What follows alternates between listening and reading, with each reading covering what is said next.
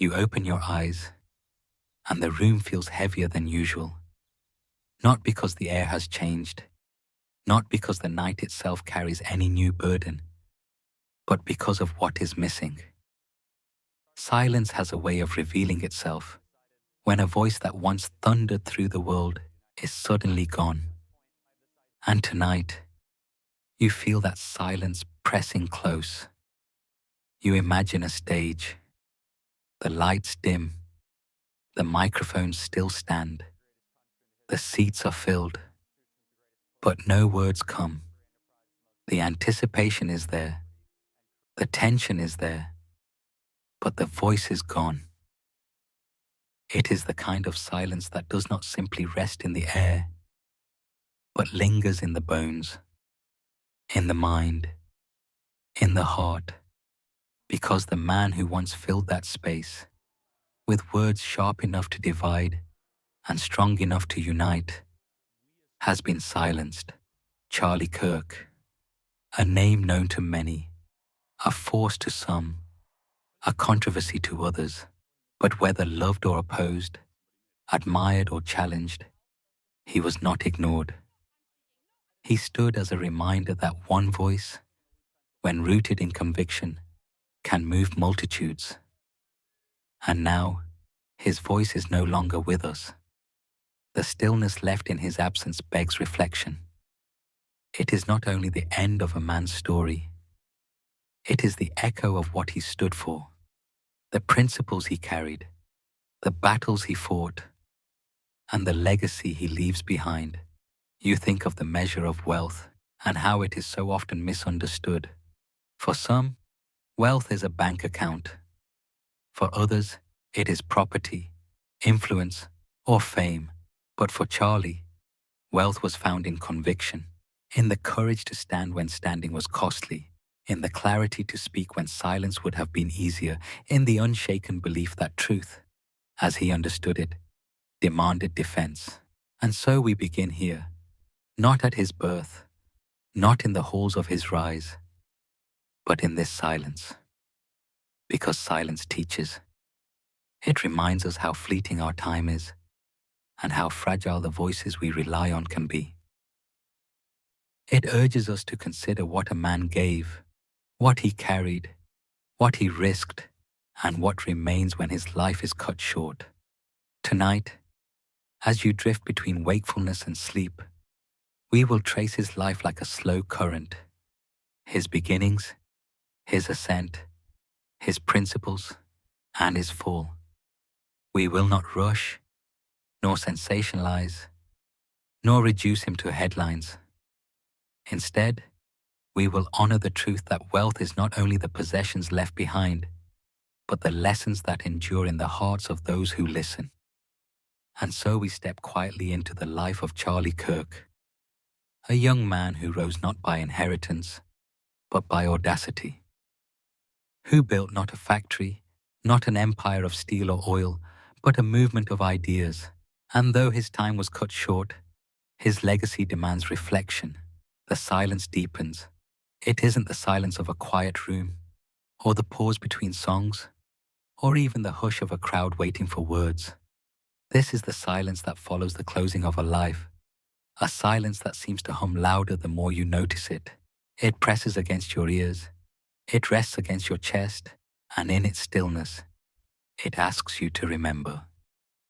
You think of moments when his voice cut through the noise of the world, sometimes sharp, sometimes comforting, always steady.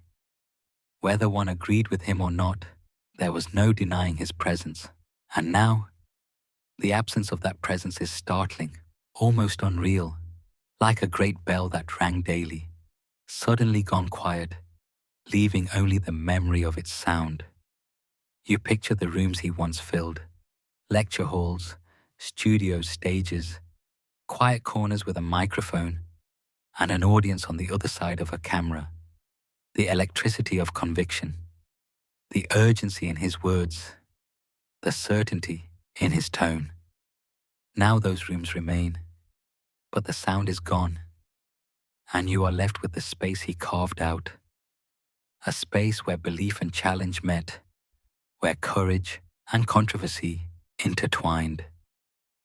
This is the paradox of legacy. When a man is gone, his presence does not vanish. It lingers differently, not in the physical form, but in the impressions he left on the minds of others. Not in the daily rhythm of his speech, but in the ripples his words created. Even now, even in death, the echoes of his convictions keep moving, like rings on water after the stone has sunk. And you wonder, what makes a life like that? What allows a single man, born with no empire, no inheritance of fortune or fame, to shape conversations that spread far beyond his reach? It was not chance. It was not accident. It was something cultivated, something chosen, something rooted in principle. And that is what we turn to now. The silence has given you space to feel the loss.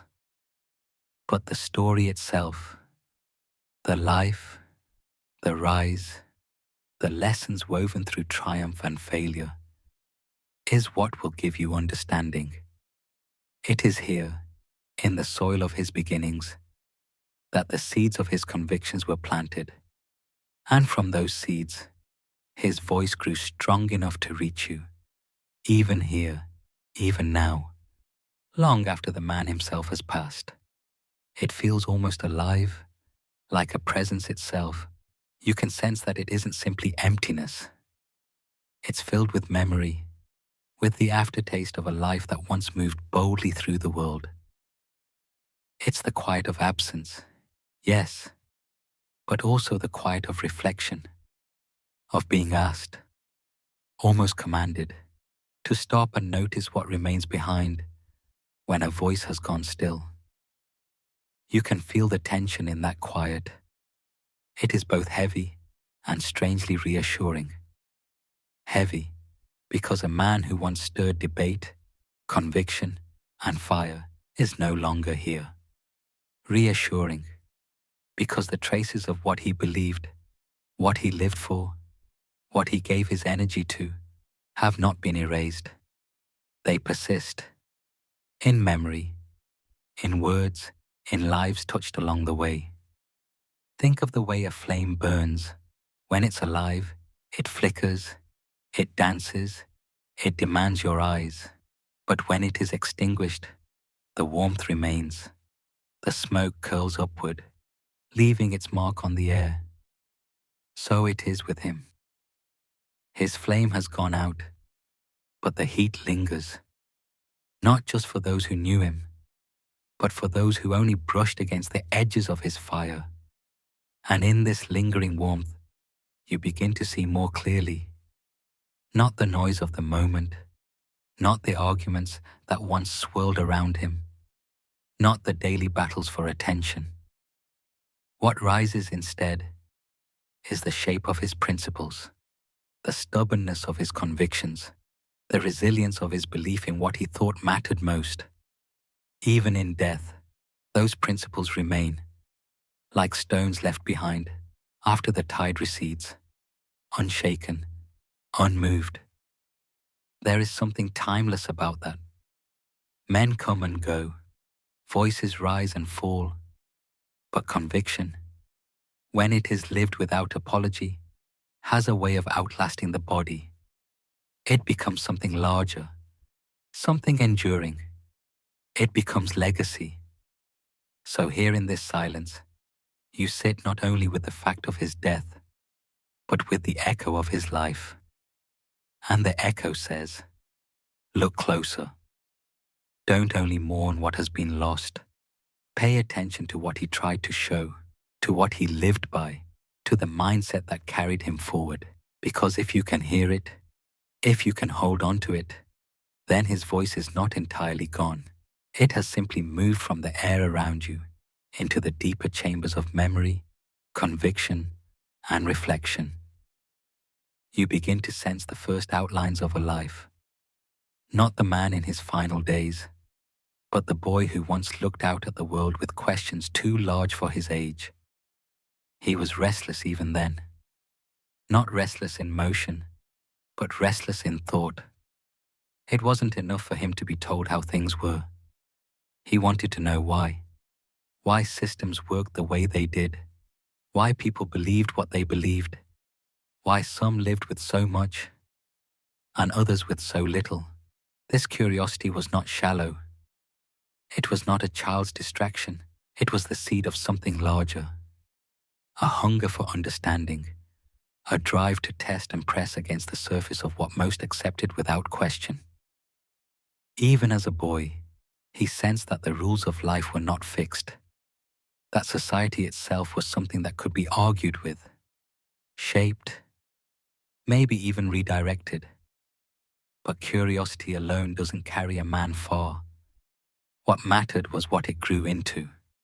In him, that restless hunger matured into conviction, the belief that truth mattered more than comfort, that speaking mattered more than silence, that to step back and let the world move without challenge was not living at all. And so his youth became a training ground. Every conversation was an experiment. Every debate was practice. Every setback, every door that closed, every voice that said he was too young, too small, too inexperienced, only sharpened his resolve. He did not wait for permission. He learned early that influence, like wealth, is never given freely. It is taken by those who dare to step forward before the crowd decides they are ready. You can picture him there, a young man in a world that didn't expect much from him, deciding that he would not wait his turn.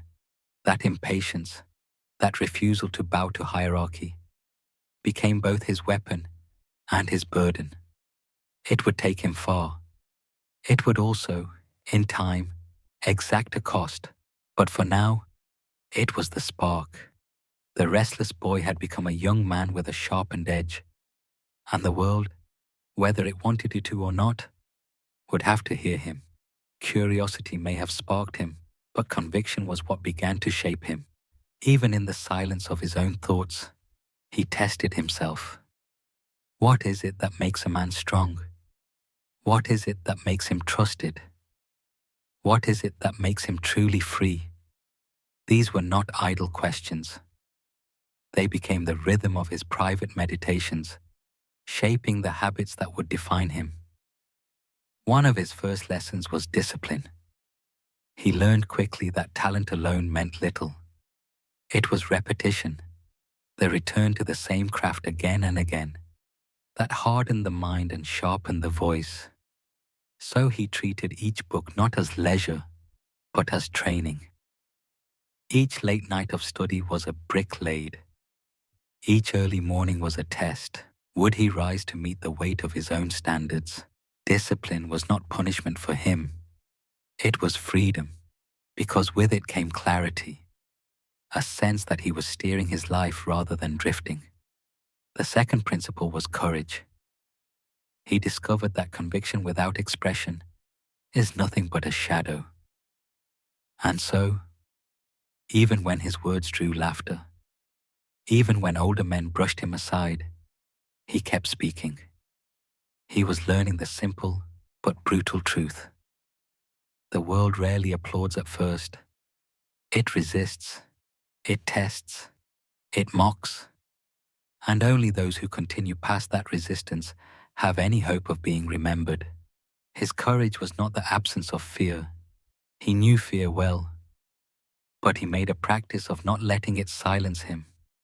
Each time he spoke, each time he pressed forward when the easier choice was retreat, he carved courage deeper into his nature. The third principle was vision. He understood early that if he thought only in terms of today, he would never matter tomorrow. So he trained himself to look past the immediate, to see patterns others ignored, to imagine not just what was, but what might be if one dared to shape it. Vision made him magnetic. It gave weight to his voice because people sensed that he was not merely reacting, but pointing towards something larger. And under it all was one more lesson. one that set him apart even from many of his peers. He believed that influence was stewardship. To him, success was not simply about accumulation, but about responsibility. The more he achieved, the more he carried. This sense of weight never left him. It steadied him when applause threatened to make him careless. It humbled him when victories tempted him toward pride. It reminded him that influence without integrity is the quickest path to ruin. Discipline, courage, vision, stewardship. These were not abstract to him. They were bones, the structure that held him upright as he prepared to step into the world.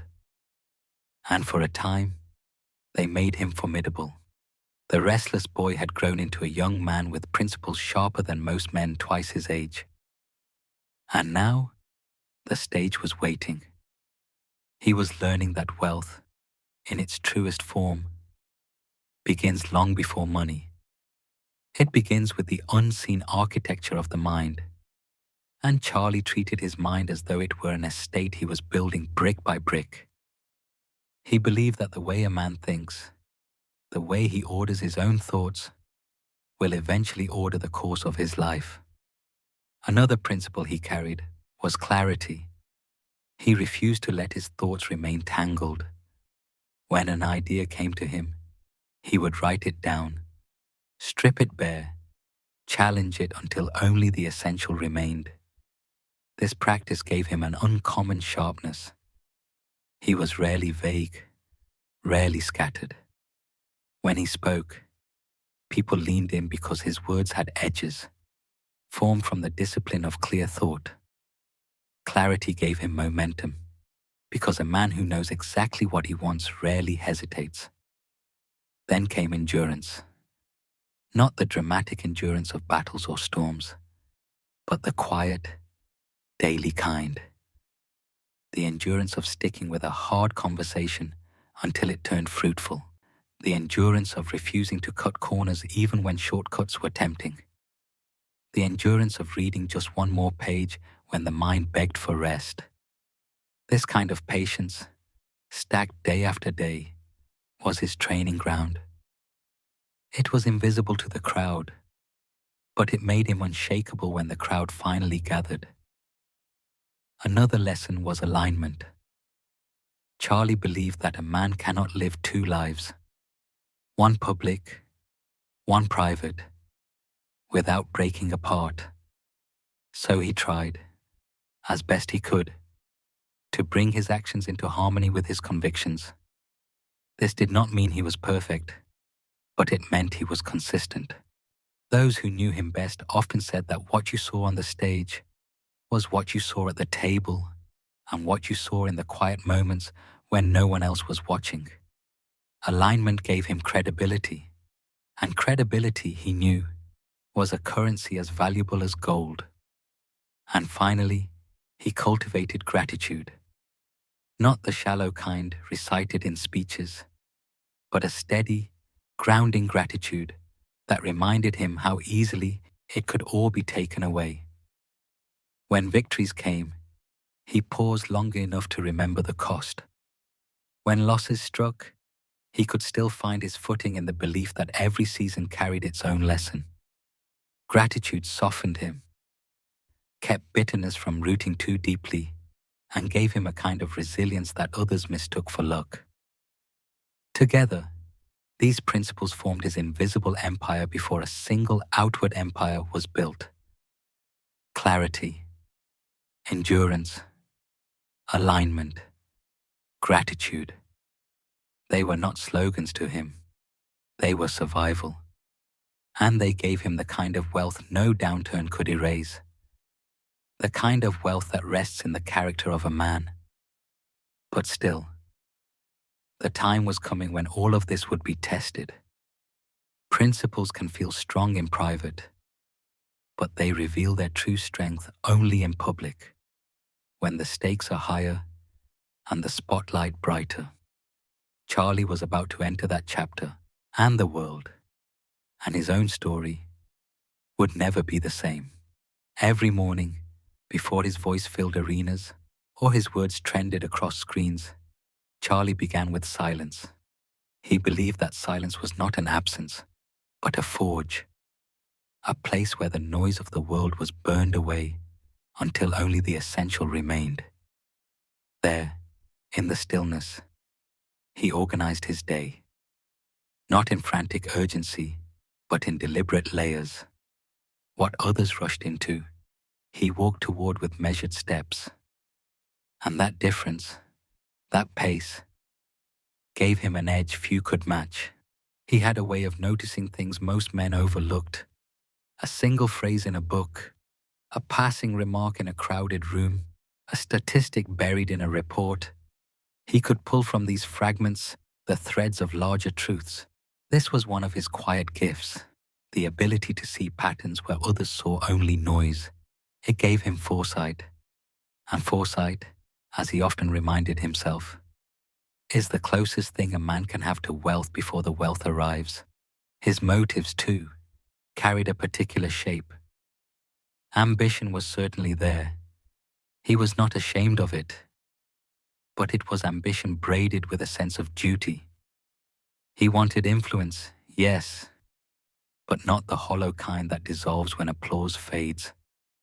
He wanted influence that endured, that left something standing long after his own voice fell silent. This was what kept him awake at night, scribbling notes, refining strategies, replaying decisions. The belief that wealth and legacy must be intertwined, or else both will crumble. Charlie also practiced restraint. This was perhaps his rarest discipline, for in a world eager to speak first and think later, he learned the power of holding back. There were countless moments where he could have spoken sharply, where he could have taken the easy victory of a clever word, but he did not. He understood that timing was as important as truth. A truth given at the wrong time is no different from a lie, he once said, and so he waited until his words could carry not only accuracy, but weight. Even in the small details, his principles revealed themselves. When he walked into a room, he carried himself with presence, but not performance. He remembered names, asked questions, looked people in the eye. It wasn't charisma alone. It was consistency. People felt seen, and when people feel seen, they listen. This was not a tactic to him. It was his way of being, born from alignment between what he believed and how he lived. And perhaps the most telling habit of all was how he handled success when it arrived in increments. Each small victory, each milestone, he treated as a stepping stone, not a throne. Others might have stopped to celebrate, to bask in their early wins. Charlie simply built upon them, stacking them carefully, knowing that wealth built too quickly without depth is like a tower without a foundation. It will fall when the winds come. In these ways, before he ever made headlines, before he was ever quoted or criticized, he had already written the script of his life, not with ink, but with habits. Habits rooted in silence, clarity, foresight, restraint, gratitude. And though the world did not yet see it, the fortune of his influence was already taking shape in the unseen realm. But unseen wealth does not stay hidden forever. The current of life was about to carry him from the quiet forge of preparation into the public storm of recognition. And when that moment came, the world would learn his name. There was a kind of order to Charlie's private world, and it was this order that steadied him long before the public ever knew his name. He kept his mornings structured, not to constrain himself, but to ensure freedom later. Every routine was a scaffolding, each habit a quiet investment that compounded over years. Where others saw discipline as restriction, he saw it as leverage. Discipline, to him, was not about what he denied himself, It was about what he gained: clarity, endurance, momentum. He had a habit of journaling in short bursts, never long confessions, but precise, deliberate notes. Phrases like, guard the mind, it is the only fortress that matters, or influence before wealth, influence is wealth. These were not slogans for public display, but reminders to himself, anchors when distractions pressed in. To read those pages was to see a man fighting to remain aligned, determined not to drift from the principles that had carried him thus far. And then there were the books, stacks of them, worn with notes in the margins, underlined passages, folded corners. He read not for amusement, but for equipment. Every biography, every history, every analysis. He treated them as maps left behind by those who had gone further before him. Where others consumed casually, Charlie mined deliberately. Knowledge, to him, was currency, and he spent it carefully. Even his rest carried intention. He was not the kind of man who worshipped exhaustion as proof of worth. He valued sleep, silence, long walks, small pauses. He understood that a mind running endlessly eventually burns out, and a burned out mind cannot hold wealth, cannot sustain vision. This balance was not weakness, it was foresight. A recognition that endurance requires care, just as much as effort. If you looked closely in those years, you would not see fame or fortune yet, but you would see something rarer: consistency. A man whose inner life was not fragmented, whose principles and practices were aligned, whose ambition was tethered to duty. That alignment created a weight, a presence, even before his words reached microphones or his name reached headlines. And it is here, in this quiet season, that the foundation of his legacy was poured. Before the applause, before the criticism, before the rise and the tragedy. He lived in such a way that the world could not help but eventually take notice. It began, as many turning points do, not with fireworks, but with a microphone in a modest room. Charlie was young, younger than many who presumed to guide culture, but his conviction gave his words a gravity that belied his years. He was not speaking to thousands yet, only dozens. A local hall, folding chairs, fluorescent lights humming overhead. But the atmosphere was charged, not by grandeur, but by the clarity with which he spoke. He didn't posture. He didn't pretend. He carried the same principles he had written in his journals: discipline, influence, responsibility, and translated them into words that struck chords in restless minds. The crowd leaned in, not because he dazzled them, but because he reminded them of truths they half knew but had forgotten. There was no celebrity sheen, no polish of a seasoned politician, only the steady urgency of someone who believed his words mattered. Word spread slowly, then faster. One talk became 10. 10 became a circuit. And soon, the same man who once scribbled reminders to himself was standing in front of growing audiences, each one larger than the last. The words that once fortified his own soul were now fortifying others. He was compared, even in those early days, to men twice his age, men who had studied longer, traveled wider, built thicker, orasums, and yet he had something they lacked: immediacy. His passion was not second-hand. It was lived. When he spoke of discipline, you believed it, because you could see it. When he spoke of clarity, it was not abstract. It radiated through him.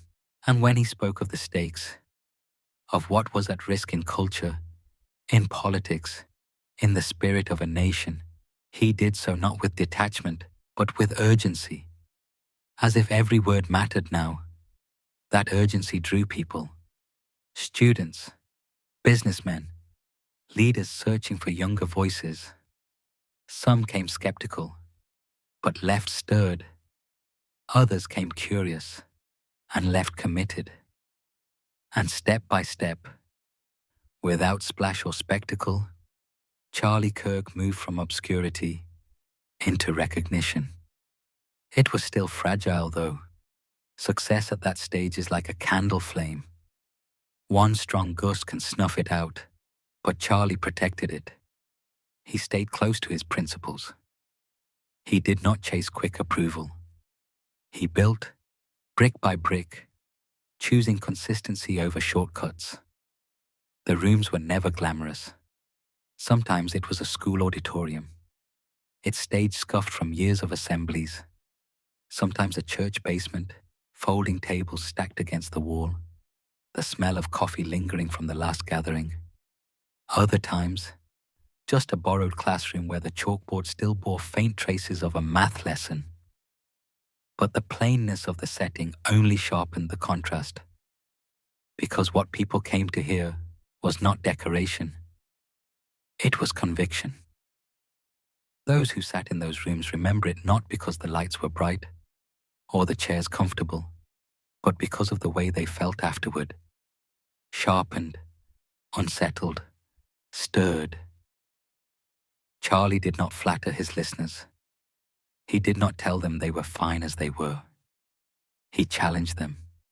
He pressed them to see that their lives, their choices, their nation itself were all standing at crossroads. And though his voice was still young, it carried the unmistakable ring of someone who was already certain of his path. There is something magnetic about certainty. It draws not because it promises comfort, but because it steadies others in their own doubts. Charlie had that magnetism. Even before he had crowds, he made people sit straighter in their chairs, as if they too were being called into account. He carried with him the rare combination of urgency and clarity, the sense that time was short, but direction was clear. Afterwards, people would linger in small clusters by the doors. Some debated what he said, some disagreed with his conclusions. But even those who pushed back carried his words with them, unable to shake them. That was the mark of his presence. He planted thoughts that could not easily be dismissed. And for Charlie, this was not about applause. He didn't leave the stage and bask in admiration. He left with a pen in his pocket, notes in his hand, already thinking of what could be sharper, clearer, truer next time. It was never about the performance. It was about the mission. This was the soil from which his influence grew. Plain rooms, raw words, restless minds awakened. It did not look like the making of a national figure, but history often hides greatness in ordinary beginnings, waiting for time to reveal it. The folding chairs creaked when people shifted, the kind of small sound you wouldn't notice in a crowd, but that seemed loud in a gathering of 30. A stack of handouts sat untouched on the table by the door, printed on a home computer that sometimes smudged the ink. The microphone, if there was one, cut in and out. And yet, none of that mattered, because the words carried. There was no grand introduction, no polished video playing before he spoke. Charlie would step forward with a notebook in his hand, sometimes not even glancing at it, and begin to talk. He didn't need the theatrics. He had urgency, and urgency has a way of stripping away excess. He spoke as though the future was standing right outside the door, waiting for the decision of those in the room. His tone made the walls seem closer, the air heavier, the choice sharper. He was not entertaining them. He was entrusting them. And they felt it. When people walked in, they were ordinary citizens, sometimes distracted by the day's noise, sometimes uncertain of what they believed. When they walked out, they carried a piece of his fire with them. They argued on the car ride home, replayed his words at the dinner table, even woke in the middle of the night with a phrase of his still echoing. Conviction has that kind of staying power. For Charlie, this was training ground. Each of those small rooms was a forge, shaping not only his ideas, but his endurance. He learned how to hold attention without spectacle, how to make truth land without ornament, how to stand without needing affirmation. The discipline of those nights would become the foundation of his public voice later. A voice strong not because of microphones, but because it had been tested in silence. And perhaps that is why those who were there in the beginning never forgot it. They didn't just remember what he said. They remembered the feeling that they were part of something larger, that history could be bent by people like them, that a single voice with conviction could redraw the lines of what was possible. The walls of those small community centers could only hold so much. Word began to spread, first locally, then region by region. People who had heard him once told others, "You need to come, just listen," and gradually, the gatherings grew. Not overnight, not with fanfare, but with the steady rhythm of conviction multiplying. Soon the folding chairs were replaced by rows of auditorium seats. The flicker of fluorescent lights gave way to stage lighting. The microphone that once cut out was replaced with professional sound systems, because more people were leaning in now. Hundreds, sometimes thousands. The intimacy of those first rooms never left him, but the reach stretched farther, wider, faster. Charlie carried himself the same way, though the stages were bigger. He did not put on a performance. He carried over the habits he had built early: clarity, urgency, steadiness. He did not waste words. He did not soften edges for applause. And that authenticity, that refusal to trade his substance for spectacle, drew people closer still. Colleges began to invite him, though sometimes reluctantly. He was not universally welcomed. Some wanted him silenced before he spoke. But even the opposition only amplified the sense that his voice mattered, that it struck at something raw and real. And each time he walked onto a campus, he carried not only his ideas, but the invisible weight of all those earlier nights when 30 people had leaned in with the same intensity. With each new step outward, the risk grew. More critics, more eyes, more pressure, but so did the influence. Interviews, debates, podcasts, rallies, each one widened the circle. What had started as a handful of people in a borrowed hall had become a movement spanning states, then the nation. And yet, at the heart of it, the same principle remained. Words matter. Conviction matters. If you can light a fire in one person, that person can carry it into countless others. The growth was not just visible on charts, or in headlines, or in social media feeds. It was felt. You could sense it in the atmosphere of those rooms as they grew larger. The murmur before he spoke, the way people leaned forward as the lights dimmed, the silence that fell when his voice first cut through the space. Each event felt heavier, not because the words had changed, but because the audience now carried their own stories, their own hungers, their own expectations. He noticed it too. At first, he could look each person in the eye, nodding as he spoke, seeing their heads tilt with recognition. Later, in vast auditoriums, the lights blinded him to all but the first few rows. Yet even then, he pictured the faces he could not see, The countless individuals who had shown up not simply for a speech, but for clarity, something rare in a world drowning in noise. This is where the weight began to settle on him, the awareness that every word landed differently now. A single phrase could be quoted, misquoted, carried across news cycles. A single misstep could be amplified, dissected, used against him.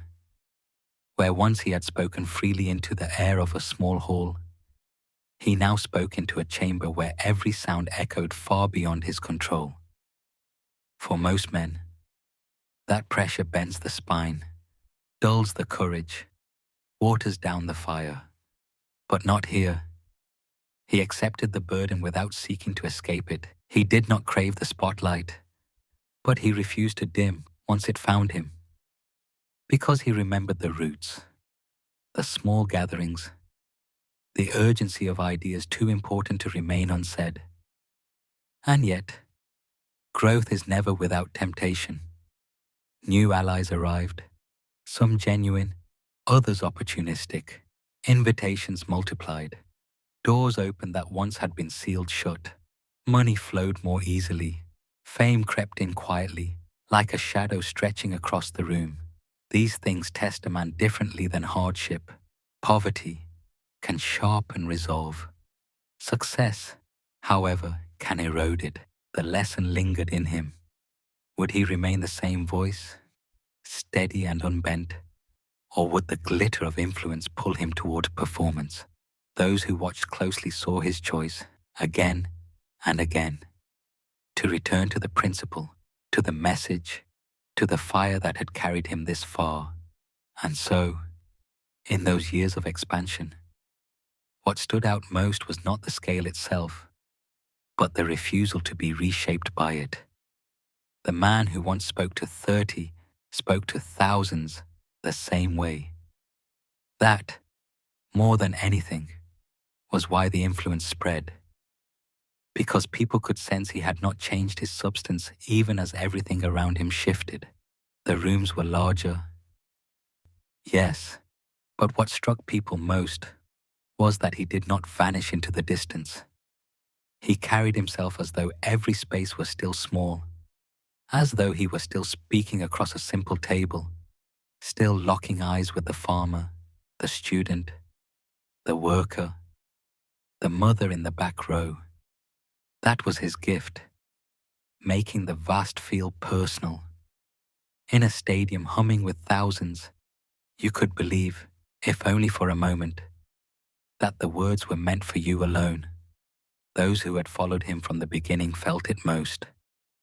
They had seen the journey, felt the scale expand around him, and yet found the same core waiting for them each time. They spoke often of the strange paradox, how his reach had multiplied, but his presence felt no more distant. If anything, the greater the crowd, the sharper the intimacy seemed to grow. And the people themselves were changing. Students came curious and restless, and left with a sense of direction they hadn't carried before. Families, weighed down by a culture they felt slipping away from them, left with hope that they were not alone.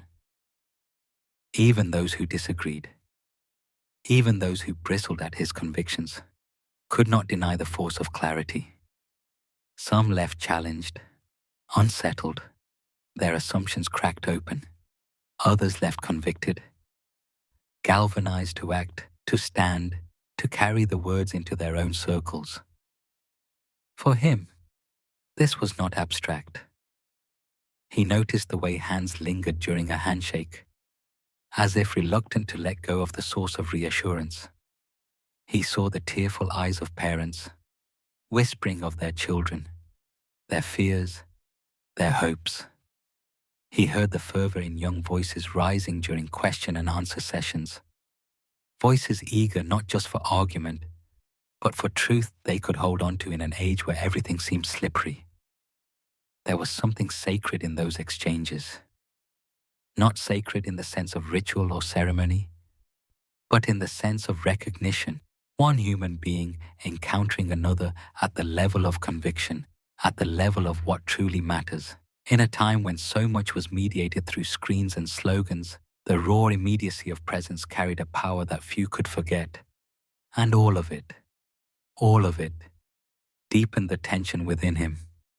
For the greater the impact, the more he sensed the responsibility. It was no longer about what he wanted to say. It was about what people needed to hear.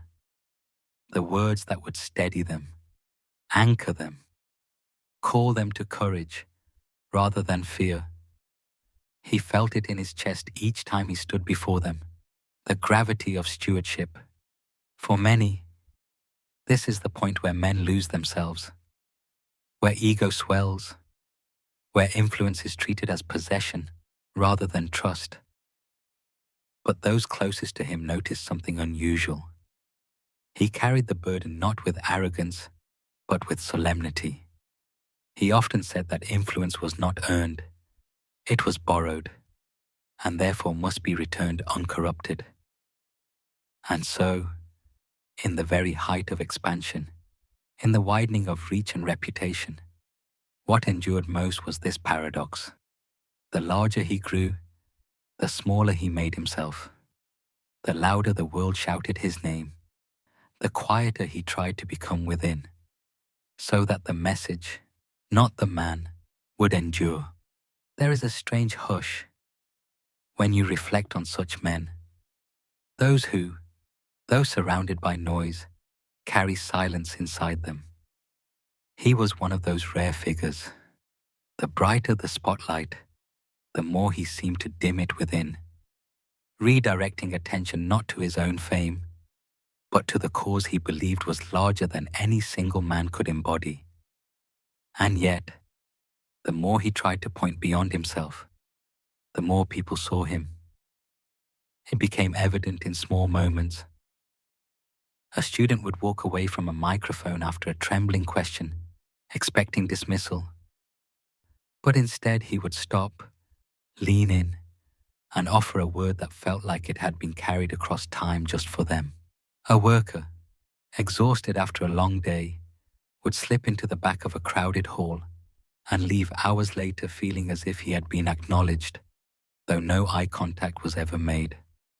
Somehow, he was able to give people back to themselves.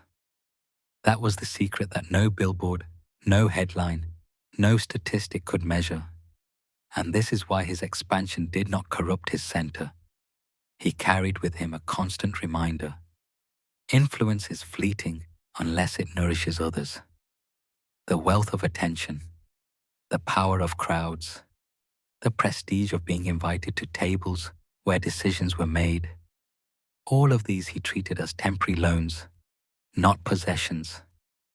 That mindset was rare, and it left a mark deeper than his words alone. Those closest to him often remarked that the true measure of his success was not in the numbers, not in the packed stadiums, the streams, or the headlines, but in the way ordinary people spoke of him afterward. Not as a celebrity, not as a distant figure, but as someone who seemed to see them, someone who gave them courage to step into the fray of their own lives. In an age where cynicism reigned and leaders were often distrusted, this was no small thing. And so, while the world calculated his influence in followers and votes, those who really understood knew it was measured in something harder to count, the restoration of confidence in hearts that had grown weary. He was, at his best, not a collector of accolades, but a distributor of resolve. This paradox, this tension of being larger than life but grounded in humility, is what makes his legacy luminous. For it teaches that the true essence of influence, the true essence of wealth in spirit and action, is not to magnify oneself, but to amplify what others can carry forward. The transition was almost imperceptible at first. One small gathering led to another, a borrowed hall, a school auditorium, A rented space where chairs scraped across the floor as volunteers scrambled to make room for more people than they had expected. What began as whispers grew into conversations, and then into debates that filled the air with energy. He did not rise like a comet streaking suddenly across the night sky. He rose like dawn, gradual, steady, illuminating everything it touched. One day, it was a handful of listeners leaning in, and soon it was hundreds. Then thousands, then entire arenas humming with anticipation before he even stepped onto the stage. Yet what stood out was not the noise of applause, but the way silence followed his words. Silence not of boredom, but of thought. He had that rare ability to make a crowd lean inward, to let words settle before rushing to the next point. It was here that his inner mindset became visible, conviction carried not only by argument, but by presence. At his peak, the reach of his voice went far beyond those physical spaces. His words traveled through microphones, cameras, networks. Screens glowed late into the night, with recordings of his speeches. Clips spread across the digital world like sparks carried by the wind. His face and voice became familiar to millions who would never meet him in person, yet felt, strangely, as though they had. The power he wielded in these years was immense, but so was the responsibility he felt pressing against him. For every cheer, there was also criticism.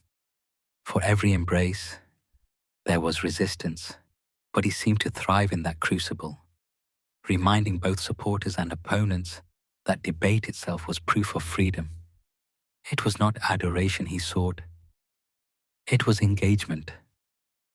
And while some contemporaries built their influence on spectacle, on outrage, or on sheer force of personality, he distinguished himself by a kind of consistency. You may not have always agreed with him, but you knew where he stood. That clarity, rare in an age of shifting positions, became his signature. It was during this period that the true scale of his influence became undeniable. What had begun as a spark in the hands of a young man grew into a movement with its own rhythm, its own confidence, its own lasting mark on the landscape of public life. The scale of his influence was not measured only in numbers, though numbers told part of the story. Millions of listeners, millions of views, countless engagements, all metrics that sparkled on the dashboards of analysts and strategists. But the true weight of his reach was felt in subtler ways, in the way conversations at kitchen tables shifted, in the way classrooms buzzed after his appearances, in the way people spoke to one another about ideas they had never before considered worth their time. His rise coincided with a society at crossroads. People were hungry not just for leadership, but for meaning. In an age of noise, distraction, and ceaseless novelty, he offered something more elemental: clarity. It wasn't the polish of his delivery alone that won them. It was the sense that he believed what he was saying, that he lived what he professed. That rare alignment between word and deed drew people in like gravity. And as his influence grew, so did the weight of expectation. There is a paradox here. The higher one climbs, the heavier the air becomes. His presence in the public square meant every phrase, every gesture, every silence carried double meaning. Admirers searched for wisdom in his pauses. Critics searched for flaws in his tone. But he seemed to welcome both. To him, the conversation was not something to be feared. It was the very essence of the work. Entire communities began to orbit his words. On college campuses, students debated his speeches late into the night, papers scattered across dormitory floors as they tried to wrestle with ideas larger than themselves. In quiet suburban homes, parents who had grown weary of division found in his message a rallying point for hope, or at least for renewed dialogue.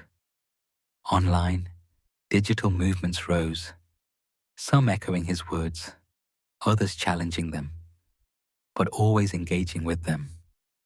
His voice had become a catalyst, and once a catalyst is introduced, nothing remains untouched. In these years, his principles crystallized. He spoke of resilience not as a distant virtue, but as a daily practice. He emphasized that wealth, whether financial, intellectual, or moral, was not built overnight, but through persistence, discipline, and clarity of vision. To him, freedom was not a passive inheritance, but an active responsibility. These weren't abstractions to him, they were lived truths. And because they were lived, they carried weight. Contrast sharpened his presence further. Others of his era sought spectacle, leaning into outrage for quick attention, or chasing trends that burned brightly but briefly. He did not resist the fire of controversy. He stepped into it, but he wielded controversy not as a weapon, rather as a sharpening stone. Each clash, each rebuttal, each headline became not a distraction but an opportunity to articulate, to clarify, to deepen his position. This gave him a staying power many of his contemporaries lacked. And yet, beneath the applause and arguments, there was a quieter transformation at play. People began to see that influence was not about volume, but about endurance. Not about dominating a moment, but about shaping its echo. He had the patience of one who knew he was playing not for today's headlines, but for tomorrow's memory. The irony, of course, is that at the very height of influence, a man begins to realize how fragile influence truly is. For every voice raised in admiration, another was raised in opposition. For every door opened by opportunity, another was slammed by hostility. Still, he carried himself with the posture of one who knew that both were necessary. Applause without challenge leads to arrogance. Challenge without applause leads to despair. To live in the balance of both is to walk the narrow road of true leadership. And in that balance, he stood, firm, unshaken, resolved. Every age has its chorus of voices, but not every voice carries the same timbre. His contemporaries, many of them loud, charismatic, and unrelenting, each carved out their domains of influence.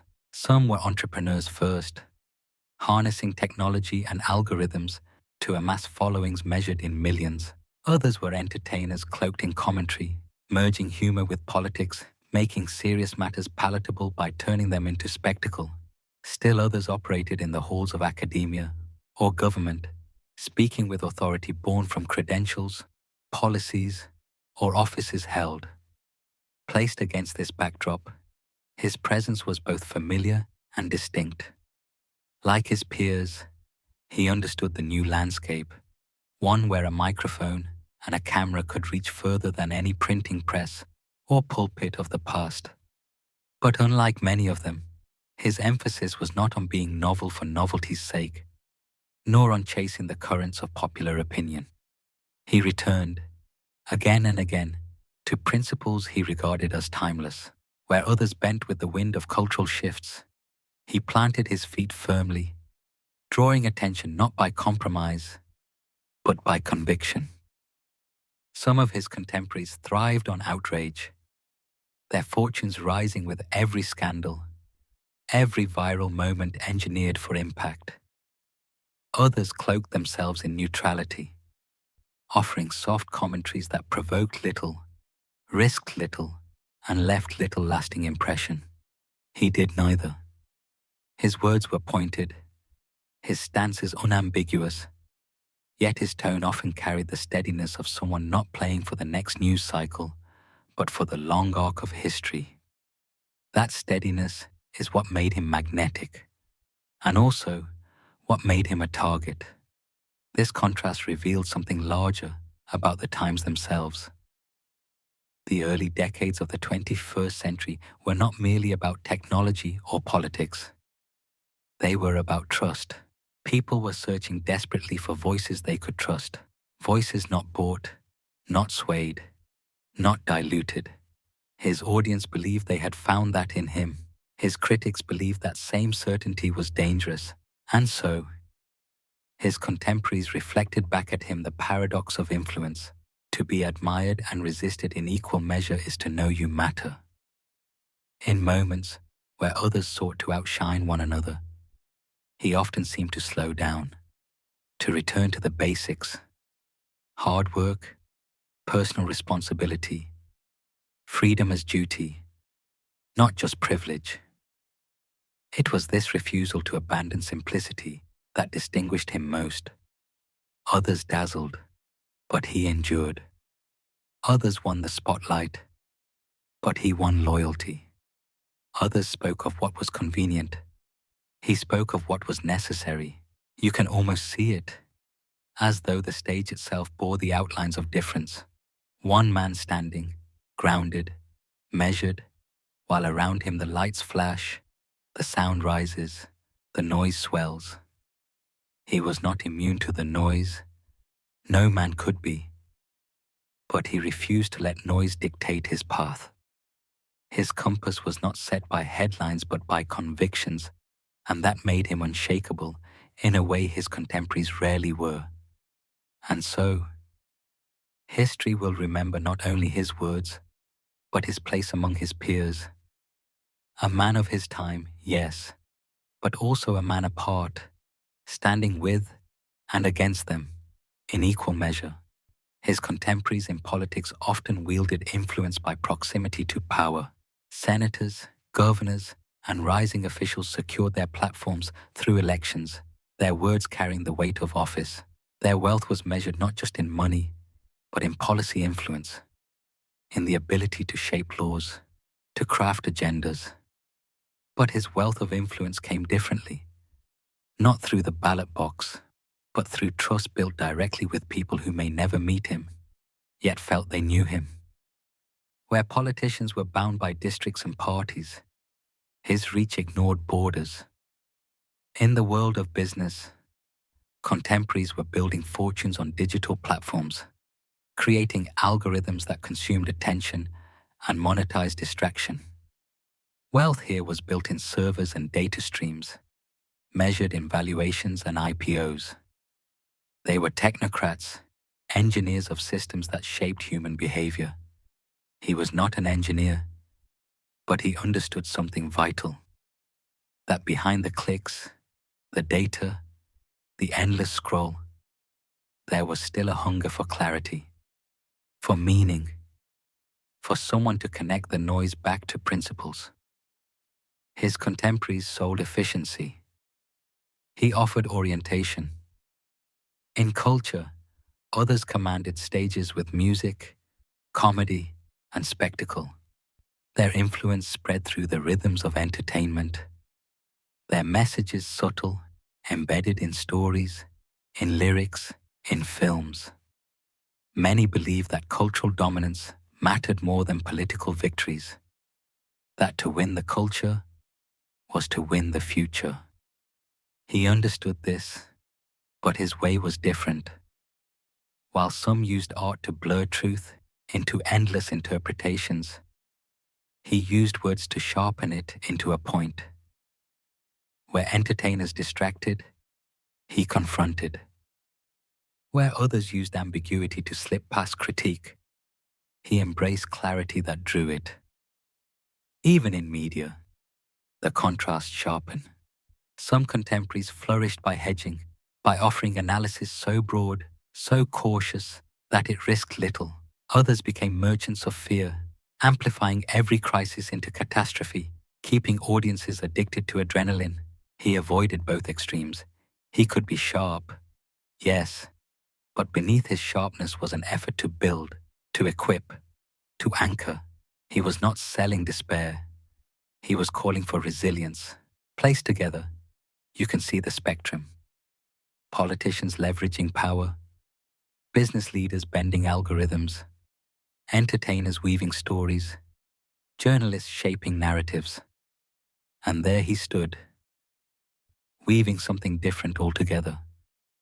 A consistent appeal to principles as wealth, not wealth of money alone, but wealth of orientation, of strength, of clarity, in a time of fog. But standing in contrast has a cost. For where his contemporaries had buffers, offices, corporations, institutions, he stood largely as an individual. Their power was diffused, protected by bureaucracies and boards. His was direct, and thus vulnerable. The sharper the voice, the more clearly it cuts, and the more resistance it attracts. While others counted wealth in dollars, votes, or cultural dominance, his currency was conviction. It did not rise and fall with markets or polling cycles. It was steadier, rooted in beliefs that outlived trends. This gave his words weight, even when they cost him. Those around him in politics often bent their views with the wind. A message tested, refined, reshaped, until it could offend no one and inspire no one. But he refused that path. His influence grew not from calculation, but from clarity. That was his wealth. The ability to say plainly what others dressed in layers. In the boardrooms of his contemporaries, fortunes were made by following the numbers, chasing metrics that could be charted. He too understood numbers, but he knew their limits. A chart could tell you what people bought, but not why they were restless. An algorithm could predict clicks, but not the ache for meaning. His wealth was insight into that ache, and the courage to speak to it. And while cultural icons sold escape, he offered confrontation. He reminded people of what was at stake, of what could be lost if nothing was defended. It was not wealth that glittered, but wealth that steadied. Yet wealth of this kind is fragile. It cannot be stored in vaults or secured by contracts. It exists only as long as people believe it matters. And in a world where belief shifts quickly, that fragility would prove both his greatest strength and his greatest risk. At first, the signs were faint, like hairline cracks in marble, barely visible, yet destined to spread. He had risen on clarity, but clarity is rarely welcomed by all. His words, sharp with conviction, cut into places that powerful men preferred to leave untouched. In closed rooms, you could hear his name spoken differently, not with admiration, but with irritation. His presence unsettled the comfortable. His persistence grated on those who thrived in compromise. Where once doors opened at his arrival, some now opened more slowly. Invitations thinned. Partnerships hesitated. The weight of resistance was not always dramatic. It showed up in smaller ways.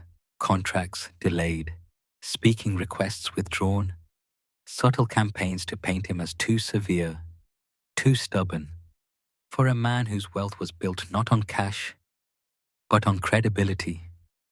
Each quiet withdrawal carried a sharper edge. He could feel it too. The atmosphere around him shifted. Conversations once warm grew cautious, measured, as if every word were being tested for loyalty. Friends hesitated before aligning too closely. And though he would not say it aloud, he must have sensed the growing cost of standing apart. And yet, he did not waver. That was both his brilliance and his burden. To retreat would be to betray the very principles that defined him. But to press forward was to court isolation. The erosion rarely arrives as a storm. It begins as a slow wearing away, an almost invisible shift in the soil beneath a man's feet. For him, it began in conversations, where once colleagues leaned in with eagerness. Now their eyes flicked toward the door, cautious of who might overhear. Words that once brought applause now carried risk. Soon, It was not only the whispers of dissent but the machinery of reputation itself that turned against him. Articles appeared, not scathing at first, but suggestive, questioning his motives, softening his credibility. Headlines framed him not as a pioneer, but as a provocateur. The tone shifted, and with it, the perception of his influence. The weight pressed further in his finances. Supporters who once gave freely began to hesitate. Some cited economic reasons, others claimed shifting priorities. But beneath their words was a shared calculation. His fire was no longer safe to stand too near. The lifeblood of influence, trust, goodwill, alliances began to thin. And still, he did not soften. He continued to speak with the same force that had carried him upward. He refused to bend his sentences to suit the mood of the room. His refusal was his honor, but it also hastened the turning. Those who rise by principle often find themselves tested not at the height of their influence, but at the moment when holding fast begins to cost more than they imagined. That was the season he entered, not with a single blow, but with 1,000 small withdrawals.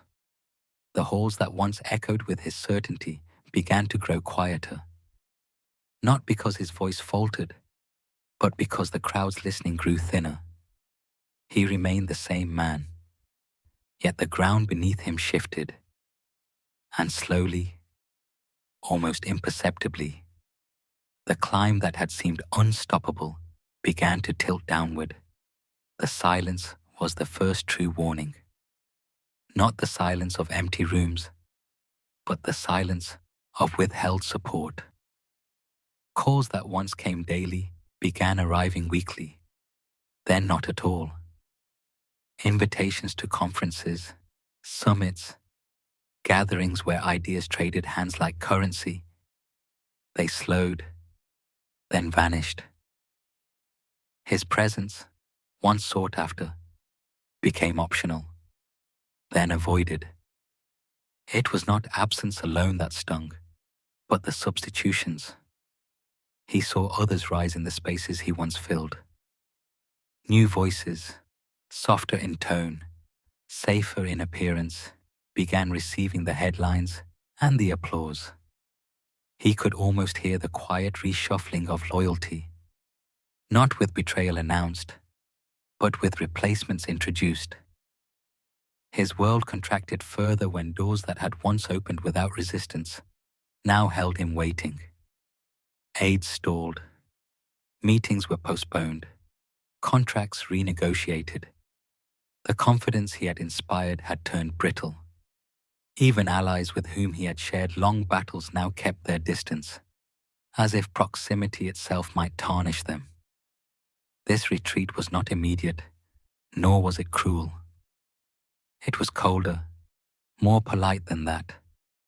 The withdrawal of warmth, the absence of invitation, the erosion of favor. And though he never admitted it aloud, he could feel the loss pressing in, not as a single blow, but as a steady, suffocating weight. Still, his posture remained straight, his voice unshaken. To the public eye, he carried himself with the same defiance that had always defined him. Yet beneath it, in the hours alone, he recognized what few others could see. That influence, once fractured, is rarely repaired. Every empire of wealth or words, no matter how vast, is held together by unseen threads. Trust, goodwill, shared belief. And those threads, for him, were fraying. One by one, they snapped. You begin to notice how the rooms changed as his audience widened. Campus auditoriums were no longer just rooms with rows and a lectern. They became waypoints on a map he was quietly redrawing. A network of student chapters, church partners, podcasts, and live broadcasts that carried his voice far beyond any single night's event. What started as a youth organization with flyers and late-night planning sessions matured into a national machine with chapters, conferences, and a cadence you could feel in the calendar year. Training in the summer, rallies in the fall, summits that felt like a new kind of civic liturgy. The name on the banners was his, but the project was bigger. A movement that taught young people to treat ideas like territory and campuses like front lines. The church doors opened too. Pastors invited him into sanctuaries that doubled as civic halls, where the sermons of Sunday and the forums of Monday began to share a vocabulary. He sat for interviews on Christian networks, spoke from stages where worship gave way to round tables, and learned the subtle grammar of blending conviction with media timing. It wasn't performative. Not to him. It felt like stewardship, and the people who hosted him treated it that way as well, introducing him not as a guest, but as a young standard-bearer whose clarity belonged in their orbit.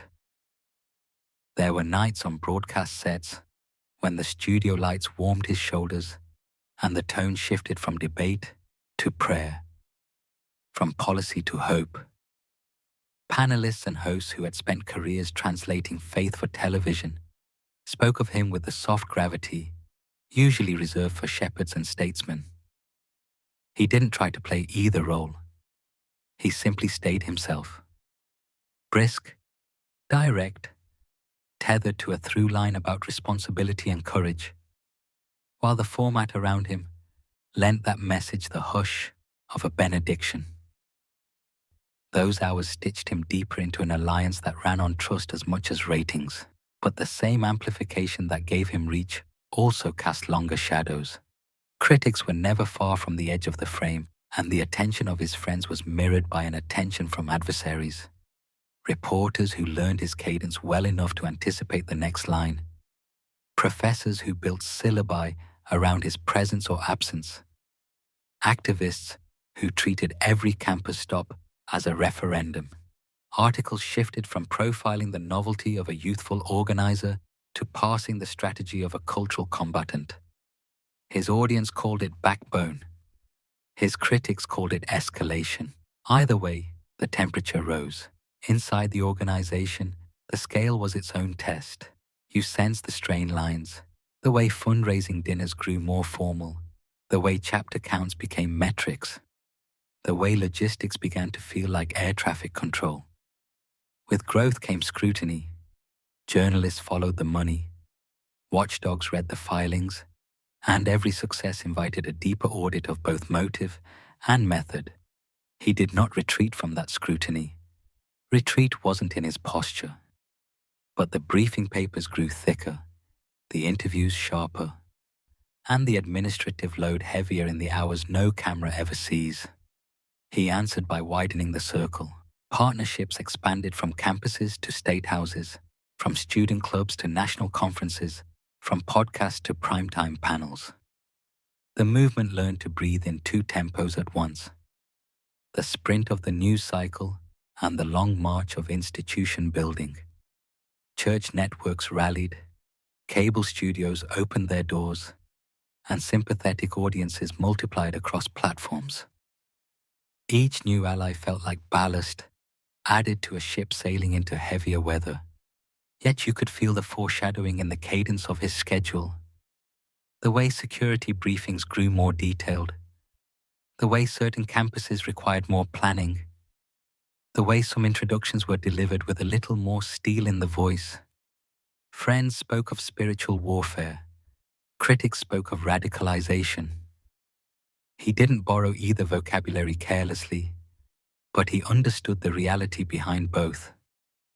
A contest that had moved from words to atmospheres, from arguments to environments. The rooms were charged before he ever stepped into them. The media tributes that would later follow were already writing themselves in the tone of the invitations he received in those final months. Not nostalgia exactly, but acknowledgement. Hosts who had argued with him on air now asked bigger questions. Ministers who had prayed with him on stage leaned into language about calling and cost. In real time, They were placing him, not just as a commentator, but as a symbol of a certain kind of courage their audiences recognized instantly. And when the breaking alerts finally arrived, the headlines, the shaky phone videos, the whispered confirmations spreading across group texts, the ecosystem he had stitched together responded like a single body. Networks interrupted programming. Pastors recorded tributes. Allies framed the moment not only as loss, but as charge. Even critics, in their own register, conceded his force. He had mattered enough to shape the field they played on. The response was global, immediate, and visceral. Proof of the network he had spent a decade building. In the hours that followed, the voices that had shared his stages and studios spoke with the gravity of grief and the steadiness of resolve. Some called him a martyr. Others called him a builder, whose scaffolding would hold even with its architect gone. You watched as that language spread from sanctuaries to studios to feeds. A chorus drawn from the places he'd honored with his time. The movement he had seeded did not fracture. It fused. And in that fusion you recognized the cost he'd been paying in advance. The cost of being both a man and a symbol, both a strategist and a sign. If you listen closely, you can still hear the texture of those rooms. The campus PA checks, the studio countdowns, the sanctuary murmurs before a panel begins. They're quieter now, but not empty. The network remains, and with it, the expectation he taught it to carry. That influence is a trust, conviction is a currency, and courage is a discipline. In that sense, the foreshadowing was never merely about risk. It was about inheritance. A movement trained to stand when the man could not. On campus, he was not merely organizing events. He was designing architecture, not in brick and steel, but in networks and repetition. A single chapter at one college was not the goal. The aim was replication. Like an architect drafting blueprints, he created a model others could adopt. A student leader, a faculty advisor, branded materials, a clear mission, and a direct line back to headquarters. With this, the same scene repeated itself across states. Tables at student unions, flyers on corkboards, debates in lecture halls. From afar, it looked spontaneous. Up close, it was disciplined infrastructure. The brilliance of this system was not simply growth, but resilience. If one campus resisted, another opened. If one student leader graduated, another was trained to take their place. It was a living organism, always replenishing itself. For him, this was not vanity. It was survival. He had seen how fleeting movements can be when they depend on a single personality. By embedding structure at the student level, he ensured that even in his absence, the machinery would turn. Media gave this architecture its soundtrack. His voice did not stop at the quad or the classroom. It spilled into podcasts, morning broadcasts, nightly roundtables, and Sunday services carried live across networks. He adjusted his cadence for each platform. On campus, he sparred quickly. Sharp exchanges, brisk rebuttals. On television, he stretched into measured sentences, each word placed like bricks. On podcasts, he slowed even more, letting ideas breathe, drawing listeners into the intimacy of conversation.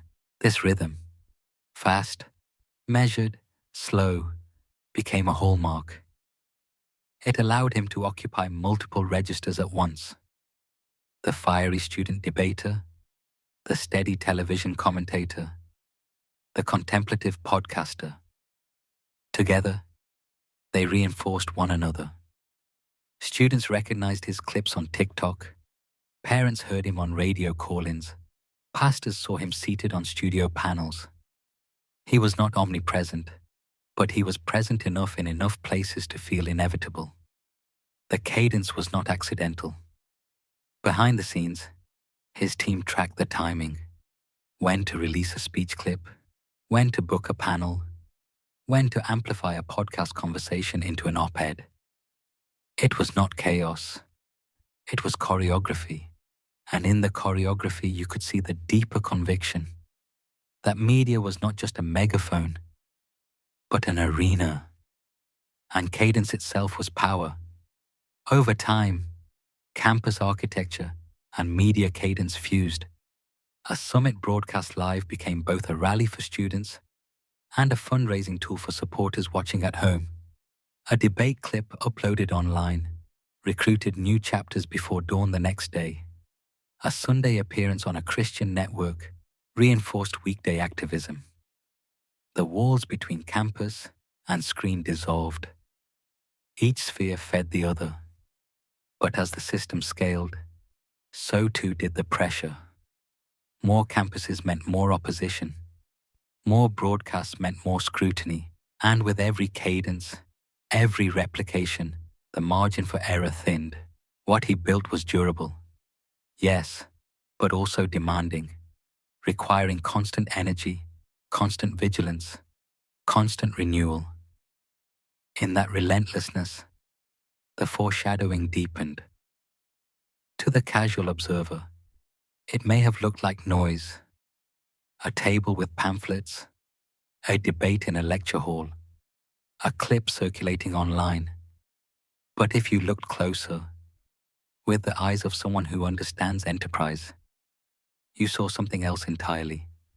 You saw distribution. You saw replication. You saw a man applying the same instincts a founder uses when scaling a business. Each campus was a node. Each node had a manager, a student leader with ambition sharpened by training. Behind them stood a brand, a framework, a culture. It was no different from a franchise model, repeatable, measurable, self-correcting. The most valuable resource was not cash, but conviction, harnessed and directed with systems that ensured consistency. And in that consistency, the network grew not in bursts, but in steady, compounding momentum. Now add media. The cadence was not just messaging. It was asset rotation. A fiery campus debate might generate viral clips, but instead of letting them burn out in 24 hours, they were fed into a rhythm. Podcasts carried the longer arc. Television appearances gave legitimacy. Sunday panels added moral gravity. The same thought was sliced, repackaged, distributed. Nothing wasted. Everything multiplied. This was where the architecture became unmistakably elite in its design. Like a seasoned industrialist who builds not one factory, but a supply chain. He built not one audience, but a layered ecosystem. Each layer reinforced the other. Students fueled headlines. Headlines drew donors. Donors funded summits. Summits fed media. Media recruited new students. A circle of influence, self-feeding, self-sustaining. For the wealthy listener, this is not unfamiliar. You know the elegance of a system that feeds itself. The compounding force of scale, when structure removes friction. What he accomplished was not accidental charisma. It was disciplined construction. Behind the firebrand image stood a man thinking like an operator, orchestrating movements across verticals most never saw as connected. And yet, within the brilliance of such systems lies their risk. The higher the scale, the greater the dependency on every cog turning without fail. If a node faltered, the system could replace it. But what happens when resistance rises not at one node, but everywhere at once? What happens when cadence itself, the very rhythm that made the network inevitable, begins to exhaust its architect? The tension was subtle, but growing. You could see it in the way his calendar stretched thinner, in the way his voice carried a touch more wear at the edges. The system was running, yes, but it was running on him. And when a man is both architect and engine, The architecture itself trembles when he begins to tire. Every system has a breaking point. Though from the outside it often appears flawless, to the untrained eye, his network seemed invincible, chapters multiplying, media slots expanding, donors eager to see their investments returned in influence. It was a living proof of compounding. But you know this truth. Scale disguises fragility. Growth hides strain until it bursts into view. For him, the strain began with attention itself.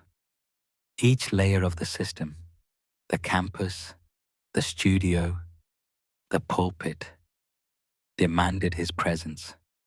His words were the currency, his cadence, the signal. He had built a machine that depended not only on infrastructure, but on his personal rhythm to animate it. And as the machine grew, so did the demand for his voice, his face, his presence. On one level, this was a testament to his power. Few could command both a college auditorium and a television studio, both a podcast mic and a pastor's pulpit. Yet this versatility was also a trap. Every node looked back to him for oxygen. The more nodes that existed, the more oxygen he had to provide. Systems scale beautifully on paper. In reality, they scale the pressure on their architects. His contemporaries understood this. You could sense it in the conversations with other personalities who carried weight in their own spheres. Preachers with megachurches, executives in conservative media, long-time commentators with syndicated platforms. They respected his reach, but watched with a veteran's eye, knowing how quickly the machinery can consume its maker. They had seen it before. Movements that rise on a singular energy, only to falter when that energy begins to thin. For him, the thinning wasn't dramatic. Not at first. It was measured in late nights that blurred into early mornings, in the way his team filled gaps with rehearsed lines when he wasn't available, in the quiet concern on the faces of those closest to him. They never doubted his conviction. But conviction alone doesn't replenish a man's strength. Even iron eventually shows wear. And in the wealthiest rooms, the board dinners, the discreet summits where capital meets ideology, some of his allies began to murmur about sustainability. Not of the movement, but of the man. Could he continue at this pace? Could the cadence, once so sharp and commanding, be maintained year after year under such scrutiny? They were not doubting his ideas, but rather the economics of energy. Here lay the paradox. The system was durable because of him, but it was fragile for the same reason. That fragility, invisible to most, was not lost on those who watched closely. It was a foreshadowing, a reminder that brilliance can also be a burden, and that the same rhythm that builds can, if pressed too long, begin to break. Fragility doesn't always reveal itself with explosions. More often it whispers, showing up in the margins where only the attentive can see. His staff knew it first. They noticed how the debriefs after campus events stretched shorter. His once expansive reflections condensed into a handful of clipped sentences. They noticed how the phone calls he used to take with ease were now pushed into the late-night hours, handled at times with a tired efficiency rather than his usual spark. The students felt it too, though they couldn't name it. When he stepped onto a stage, his presence still commanded the room. The applause still swelled. The atmosphere still shifted. But between the applause and the first line, there was a pause, a fraction longer than before. To most, it meant nothing. To those who had followed him closely, it was a signal. Energy that once flowed effortlessly now came at a cost. The broadcasters and producers noticed as well. In the green rooms, where conversations once bounced with light anticipation, The mood became heavier. The makeup chair stretched longer.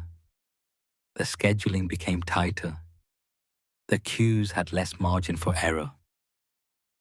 Hosts adjusted their tone around him, careful to match his energy. They weren't doubting his message, but they were managing his tempo. Even in the churches, those sanctuaries where he was often received with a warmth most speakers never knew, the atmosphere shifted slightly. Pastors who had once introduced him as a young firebrand now added words like faithful servant and warrior under pressure. They sensed the cost of his path, and their prayers at the close of the night carried a weight of protection that wasn't always there before. And still, he pressed on. The wealthy in his orbit admired that relentlessness. They knew what it was to be consumed by scale, to run enterprises that demanded their attention at all hours. They saw in him a reflection of themselves, the understanding that when you are the keystone of a structure, you cannot step away without risking collapse. They respected his iron will, but some also recognized the danger of being irreplaceable. Fragility in such a system is rarely visible to the masses. To the casual viewer, his movement looked unshakable. But to those who live in the realm of scale, of networks, of compounding influence, it was clear. The weight was accumulating. The architecture was magnificent, but the man bearing it was not invincible. You could see it in the way time itself began to bend around him. His calendar was no longer a tool, but a cage. Meetings that once energized him now felt like checkpoints, each one necessary to keep the machine turning, none of them optional. His assistants juggled requests with military precision, but even their skill could not hide the fact that demand outpaced capacity. Every empty slot filled before it could breathe. Travel told its own story. The airport lounges, once a place where he would sketch notes and rehearse arguments, became quiet corners for rest. His team shielded him from interruptions, guarding minutes as if they were currency. In hotel rooms, the glow of his laptop light burned later into the night. But the words came slower. The thoughts weighed down by fatigue that discipline alone could not erase. There was a difference in his voice too, not in the content, which remained sharp, but in the texture. Where once there was an effortless rise and fall, now there was a measured control, as if he were rationing his strength, careful not to expend too much in any one moment. It gave his words a gravity that impressed audiences, but to those closest, it was a quiet signal. The reservoir was no longer as deep. Among his contemporaries, this did not go unnoticed. Media veterans leaned over in studio breaks and remarked, softly, that he was carrying too much. Pastors, after introducing him, whispered prayers not just for impact, but for endurance. Even donors, men and women accustomed to high-stakes risk, studied him with the cautious gaze they reserved for a volatile market. Promising, but stretched. It was not failure. It was weight, a weight only a few could see, a weight that came not from missteps, but from relentless success. He had built an ecosystem so vast, so dependent, so interwoven, that it demanded more from him than any one man could continuously give. And yet, he gave anyway. The fragility was there, in the pauses, the longer silences, the subtle recalibrations of schedule and tone. To most, invisible. To the discerning, undeniable. It was the kind of fragility that doesn't stop a system immediately, but that ensures, in time, the cracks will surface. The first cracks rarely arrive as disasters. They appear as disruptions, small enough to excuse, large enough to notice. For him, it came in moments when the machinery faltered in plain view. A campus stop where security concerns forced a rushed exit. A media hit where his tone carried sharper edges than the message required. A summit where his energy, though fierce, felt clipped, as though he were driving through exhaustion. Observers brushed these aside at first. Every leader has off days. Every organization wrestles with logistics. But for those who had watched the gradual wearing down, these moments were not isolated. They were symptoms. The cadence that had once been flawless began to show strain. The pauses grew longer. The sharpness of his replies cut deeper, sometimes too deep, leaving even allies startled. Critics seized on these openings. Where before their attacks had bounced off the armor of his momentum, now they found footholds. Headlines shifted tone, no longer marveling at his rise, but scrutinizing his presence. Phrases like controversial figure and polarizing leader began to attach themselves more permanently to his name. Even inside his movement, the cracks created ripples. Student leaders whispered about the increased difficulty of holding events without protest. Media allies wondered aloud whether he should pace himself more, delegate more, or step back temporarily. But stepping back was never in his vocabulary. Retreat for him was synonymous with betrayal. It was not collapse, not yet, but it was visible. The world began to see what those close to him had long sensed: the strain of carrying too much, too long. The cracks were no longer hidden in private rooms. They had stepped into the light of public arenas, and once the cracks became visible, the countdown to something larger had begun. It showed first in his timing. On campuses where he had once arrived with unshakable energy, he began arriving late, his team buying him minutes with longer introductions and extended announcements. Students noticed, though most forgave quickly, eager just to hear him at all. But repetition turned these delays into patterns, and patterns never go unseen for long. Then came the debates. Once, his rebuttals had been sharp but balanced, cutting down arguments while lifting the room. Now, in some exchanges, the sharpness lingered longer than the balance. His critics called it arrogance. His allies called it fatigue. Either way, the impression was different. Instead of simply dismantling opposition, he sometimes left a room tense, unsettled even among friends. The media caught it in his interviews. His sentences, once perfectly measured, began to carry extra weight at the end, as if he were pushing too hard to ensure no one misunderstood. Producers trimmed clips not for clarity, but to soften the edges. A few sympathetic hosts adjusted their questions, giving him space to gather himself.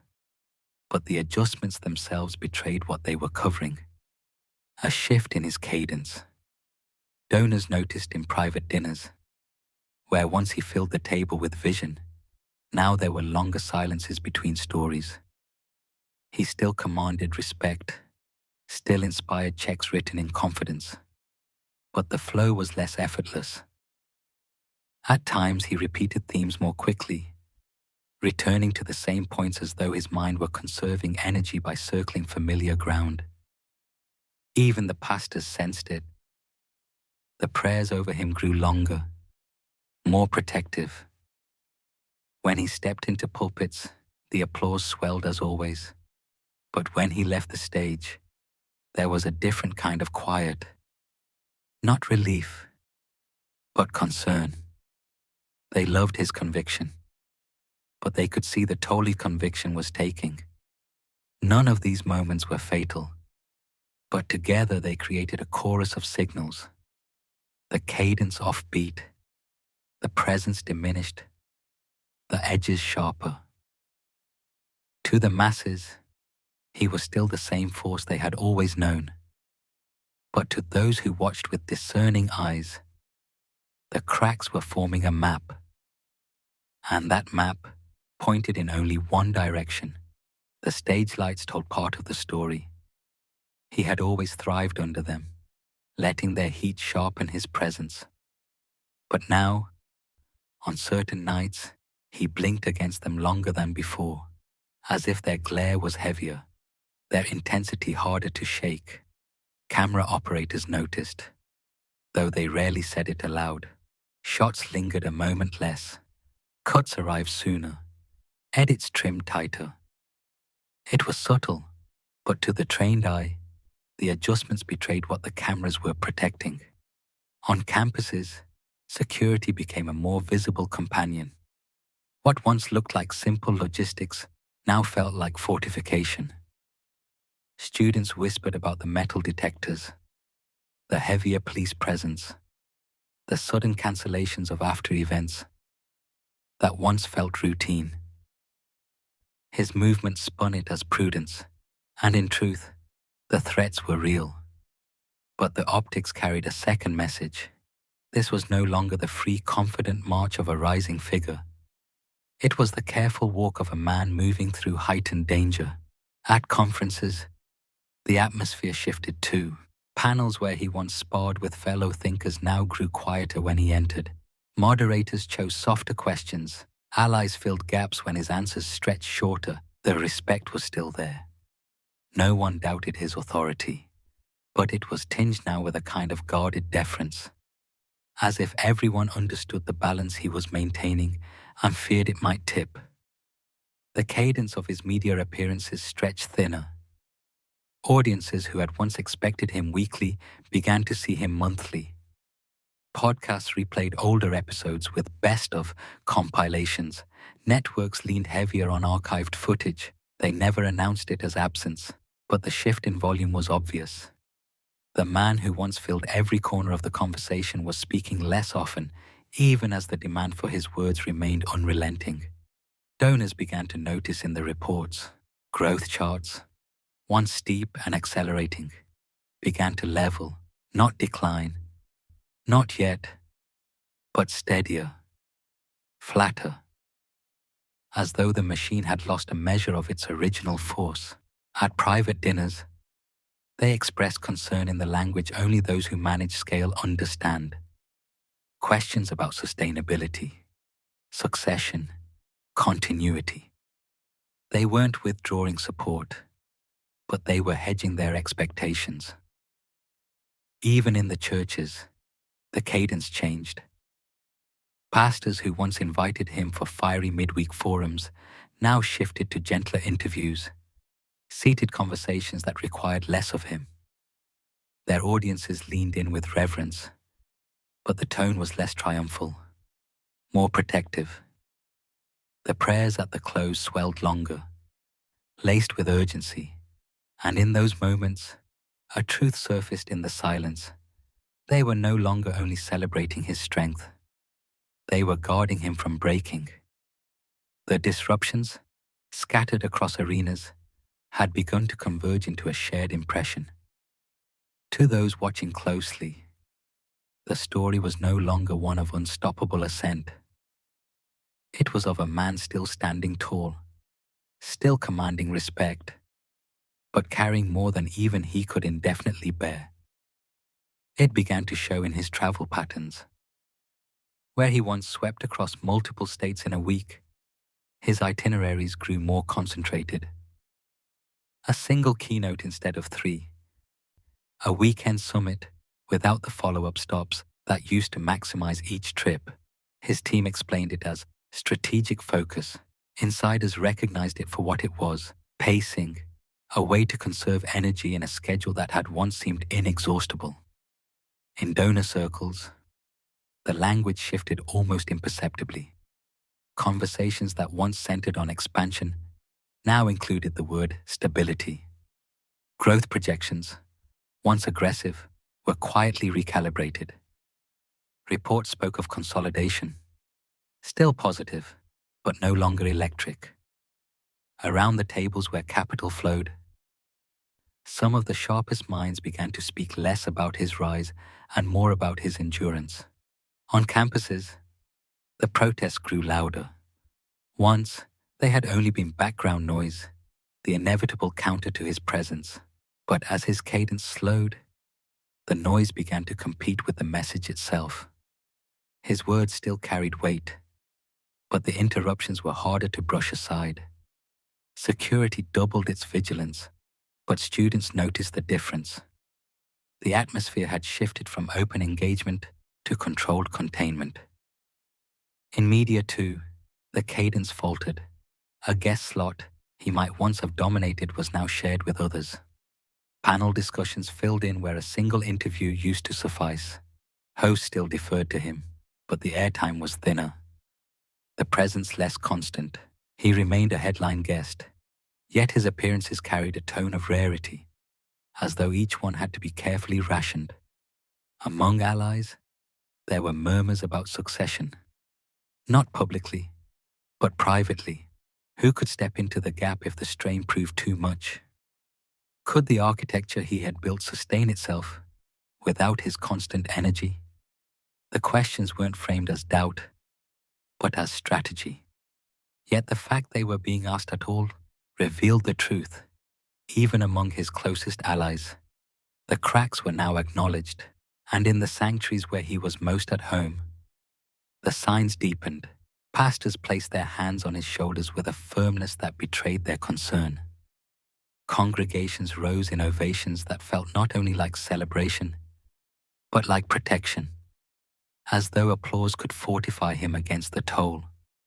The prayers turned longer, slower, more insistent, filling the air with both admiration and unspoken fear. Each of these disruptions, on their own, could be dismissed.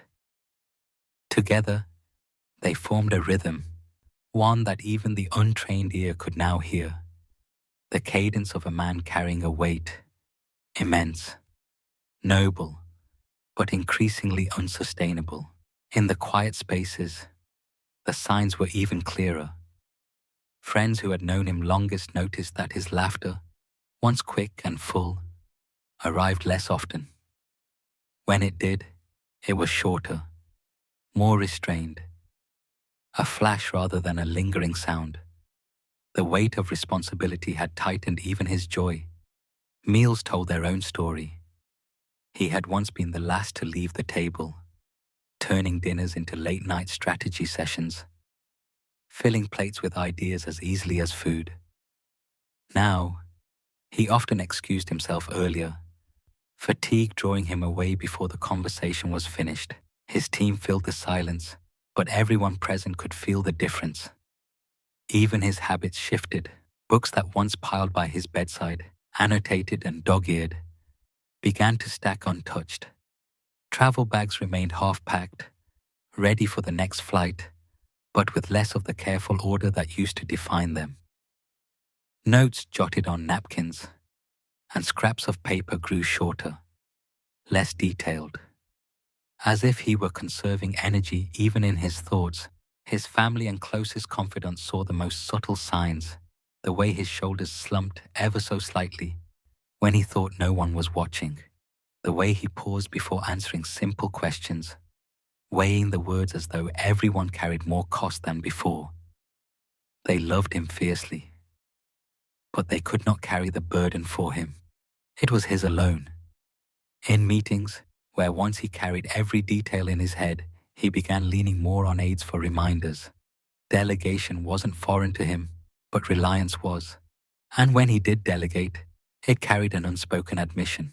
The reservoir that had once seemed bottomless was being drawn down. The tension reached even his private reflections. Close friends who prayed with him in quieter moments described a different tone. Not despair, but weariness. The kind that seeps into even the strongest faith or conviction. He still spoke with certainty, but there was an edge of longing, as though he was aware of the fragility building beneath his strength. For those accustomed to scale, the wealthy leaders, the high performers, the builders who know what it means to shoulder massive systems. These signs were unmistakable. They had seen them in themselves, or in peers who carried weight too long. The brilliance remained intact, but the man himself was showing the quiet fractures that brilliance alone cannot hide.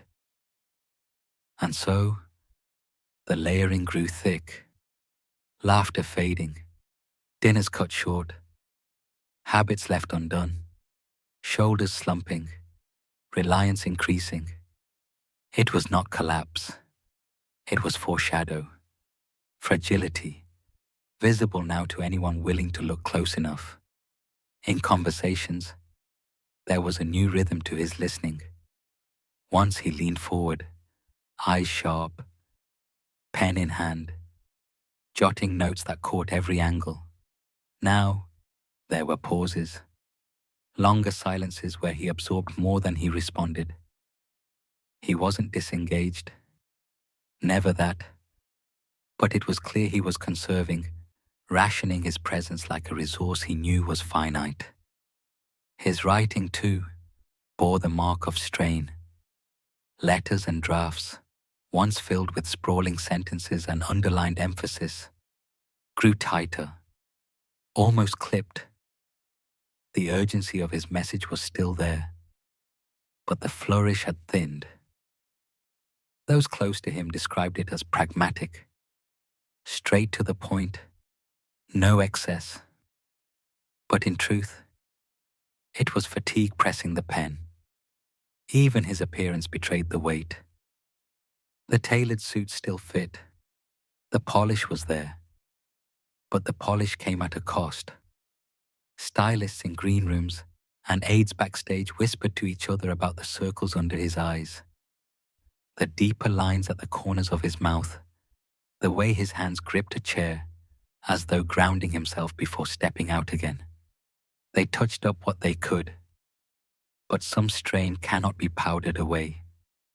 He had always been sharp in detail, remembering names, faces, stories of supporters met years earlier.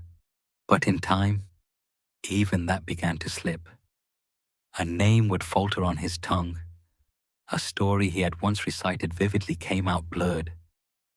To most, it seemed normal, the kind of lapse anyone might have. To those who knew his precision, it was startling. Relationships bore the quiet cost. Friends who once had easy access to him found their calls screened more often. Not out of neglect, but necessity. His hours were rationed, his energy preserved for the platforms where it mattered most. Those left waiting understood, but the distance still stung. And in prayer, the most private arena of all, confidants reported a deeper gravity.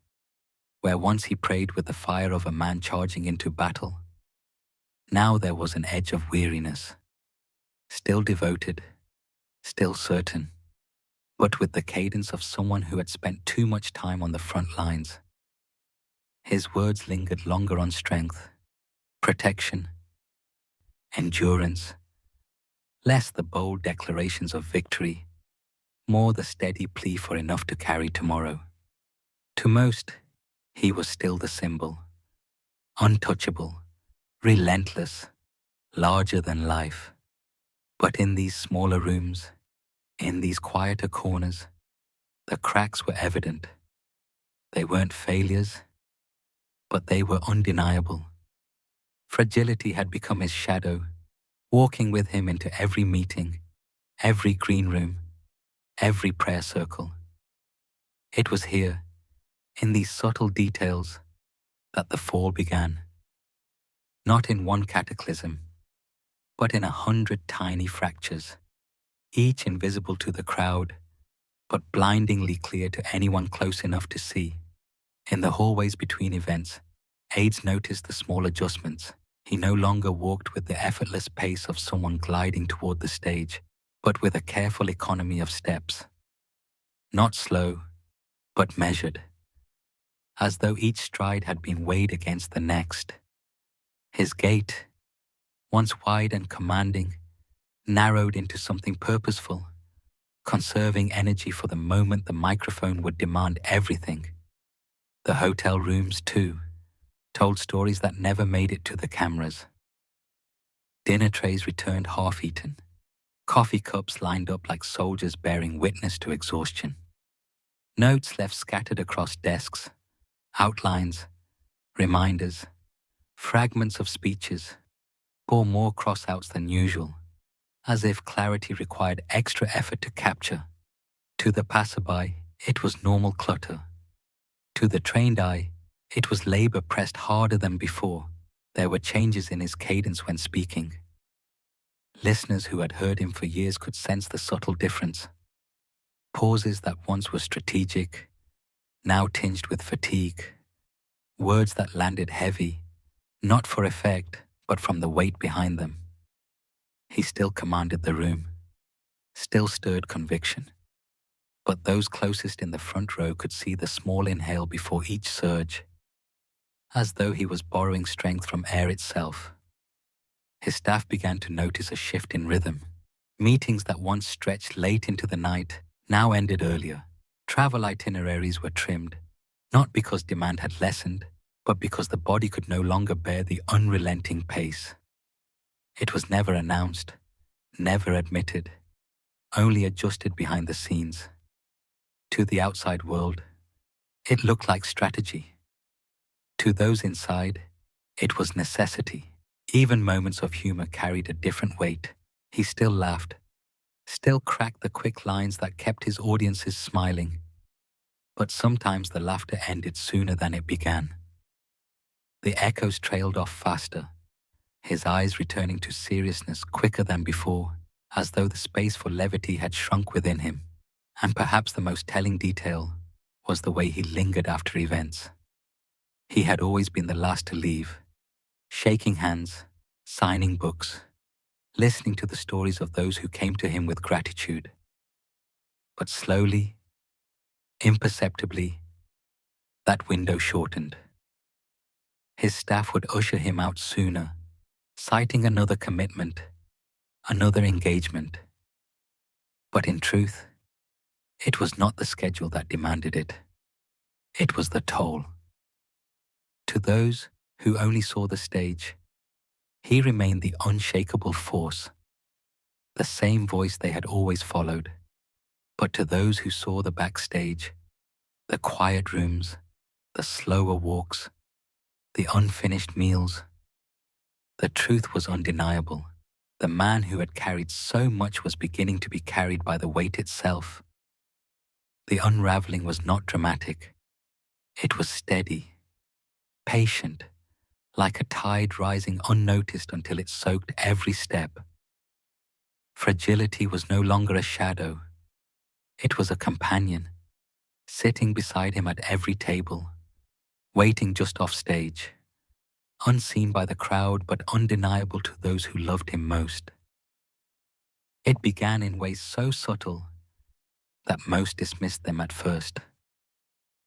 A shorter interview here, a delayed start there, nothing that could not be explained away by travel, by scheduling, by the sheer immensity of his commitments. Yet for those with careful eyes, there was a new undercurrent, as though the rhythm of his presence had changed. On stages where he once stood with effortless energy, his posture adjusted slightly, shoulders carrying more than ideas. He still delivered, still carried the authority that drew audiences. But there was a hesitation before he spoke. A pause long enough to be noticed, but not long enough to raise alarm. To some, it came across as gravity, as if he were weighing every word with deeper thought. To others, the ones who knew him best, it was something different. At events where the crowd stretched far beyond the aisles, there were moments when his gaze, once sharp and sweeping, narrowed more quickly. He still scanned the room, still connected, but the reach was shorter, the eye contact briefer, the presence condensed. He was conserving, protecting the flame within him, even as the demand for its warmth grew greater. The first murmurs started backstage. A staffer, noting he seemed quieter before going live. A colleague remarking he stayed seated longer after a panel. A confidant observing that his prayers before stepping into the lights had grown longer, less declarative, and more pleading. No one spoke of it outside their circles. They honored him too much to frame it as weakness, but among themselves, they wondered not if he could go on, but how long he could carry the load in this way. There were no collapses, no sudden falls. Instead, there were interruptions, subtle disruptions of the image he had so carefully maintained. A missed call to action in a speech. A line repeated, then repeated again. A word stumbled over that had always rolled effortlessly before. The public, hungry for the larger message, never lingered on it, but those attuned to the man, not just the mission, could not ignore the shift, and so the gentle step became visible. Not yet a fall, not yet the full weight of unraveling, but the first faint thread tugged loose. The dignity remained. The brilliance still shone, but the distance between what the world demanded of him and what his body could quietly bear was narrowing. At a university auditorium, where the air usually carried the electric charge of young conviction, there was an unusual pause.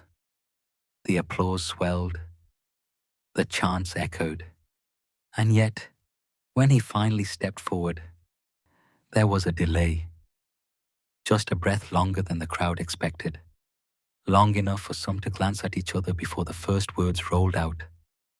He spoke with clarity, with passion still intact, but the tempo was different, as though each sentence had been weighed before leaving his lips. The students heard conviction.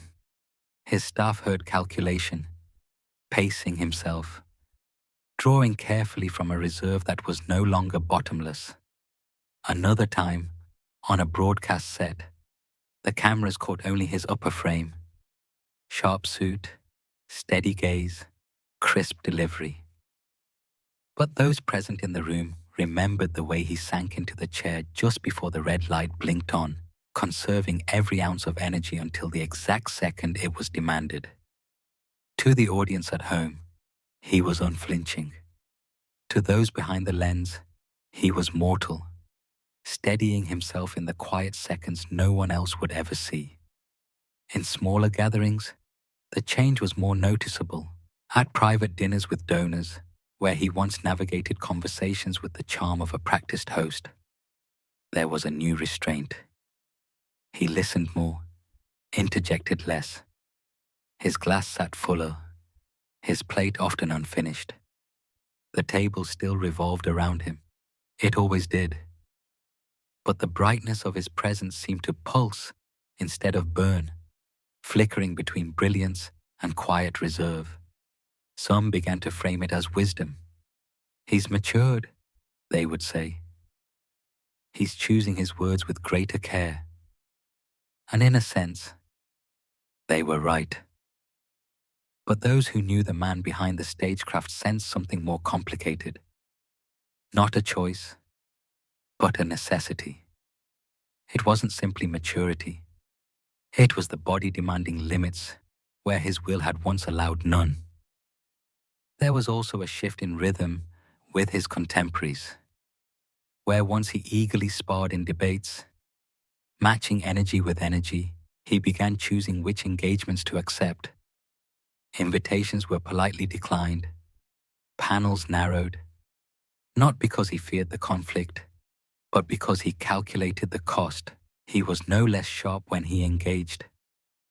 The fire still roared when lit, but the intervals between sparks grew longer.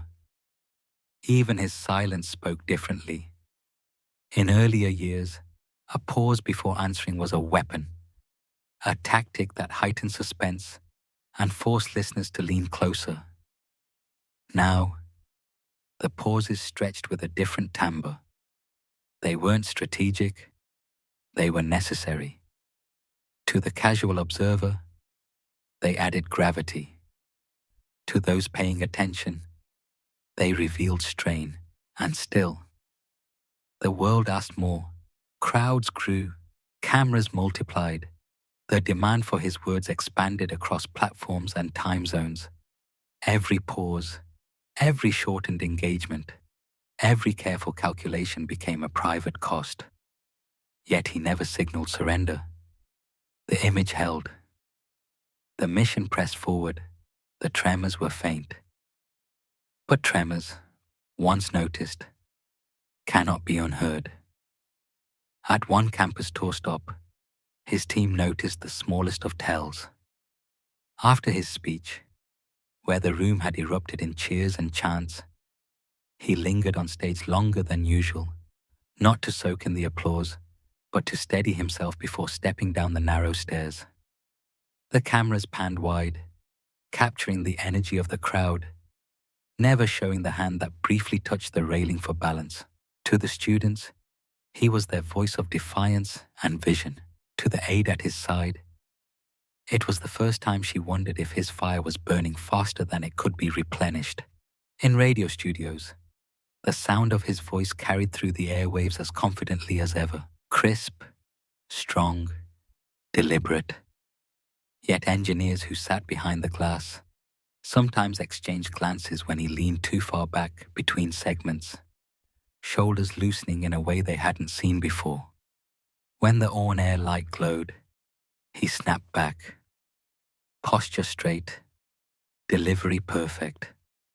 But the transition revealed a cost. He was still in command, but the recovery between bursts grew longer. The contrasts were sharper still in his writing. Drafts of op-eds and speeches, once sprawling and layered with his signature sharpness, began arriving in shorter bursts. He no longer filled the margins with wide loops of notes. Instead, his handwriting tightened, each word more compact. Editors framed it as clarity. He's more disciplined, more pointed. But for those who remembered the energy of his earlier drafts, there was no mistaking it. It was not efficiency for its own sake. It was conservation. Donor circles noticed too. The private dinners that had once stretched past midnight were now shorter, more contained. He listened more than he spoke, his piercing eye contact still as sharp as ever. But his laughter didn't ripple as long. The glass of wine on the table often went untouched, and the host's stories filled more of the evening than before. Still, when he did speak, the room hushed. His words carried more weight, not less, but the spaces between them grew heavier, as though silence itself had become part of his vocabulary. Even his travel patterns betrayed the shift. Flights were rescheduled to allow more rest. The rapid-fire, back-to-back itineraries softened into gentler arcs. Hotels were chosen for quiet rather than convenience. To the public, the schedule still seemed relentless. Rallies, interviews, broadcasts stacking on one another. But those managing the calendar saw the difference. Gaps were carved into the margins, small pockets where he could recover just enough to return with strength. Contemporaries in the movement whispered their observations with caution. Some admired his resilience. He's carrying more than anyone could imagine, and he's still standing, they said. Others, more candid in private, noted the shadows under his eyes, the way his tie sometimes loosened before he even stepped on stage, the pauses in prayer circles that lingered longer than before. They respected him too much to call it weakness. But even among the confident, there was concern. Yet through it all, the image remained intact. For the crowds, he was still the man who held a room, still the one who spoke with fire, still the unwavering figurehead. The stage lights, the microphones, the cameras, they captured only what he gave, and he gave with precision. But those who lived in the margins of his life, the aides, the confidants, the friends at the edges of the room, could see the cracks widening, It was not collapse. It was erosion. Quiet, patient, and undeniable. At a leadership summit, he stood at the lectern, notes spread in front of him. The lights were hot, the cameras unblinking, the audience hanging on every word. He delivered with his trademark force, sharp, compelling, pulling applause at the exact beats he had mastered over years. But if you watch closely, you saw him lean ever so slightly on the lectern between crescendos, fingertips pressing harder than before, not for drama, but for steadiness. To the thousands in the room, it was invisible. To the aide who gathered his papers afterward, the faint indentations on the page told the story his voice did not. Another moment came in a television studio. The countdown clock blinked. 5, 4, 3, and his face sharpened. His tone rose. His confidence surged. For 15 minutes, he sparred with the host, cut through questions, and left the audience with sound bites that spread across social media within the hour. But the second the cameras dimmed, his shoulders dropped. The tie came loose. His hands, steady moments before, now rubbed against each other in quiet circles, grounding himself after the push. The producer, catching the glimpse, looked away out of respect. Some strains were not meant to be witnessed, even in prayer circles, where vulnerability was welcome. His tone shifted.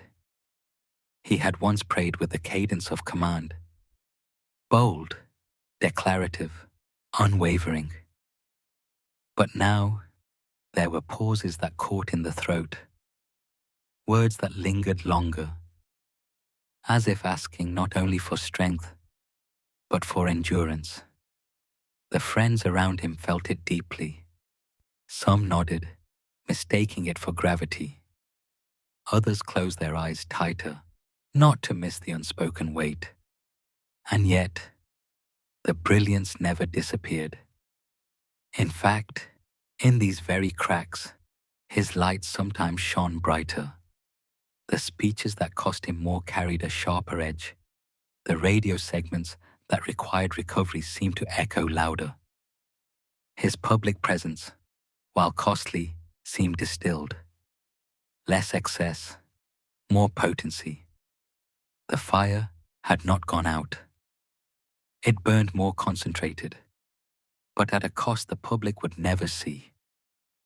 The duality became sharper each day. In public, he was the symbol, strong, unwavering, untouchable. In private, he was the man, weary, calculating, pressing forward with grit that few could fathom. It was this contrast, this unseen battle, that defined the period more than any single event. To the world, he was still the same figure they had always followed. To those closest, he was becoming someone else.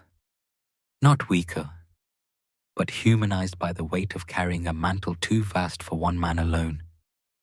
And in that humanity, the unraveling was already at work. Not a collapse, not yet, but the slow, unrelenting cost of brilliance spent faster than it could be restored.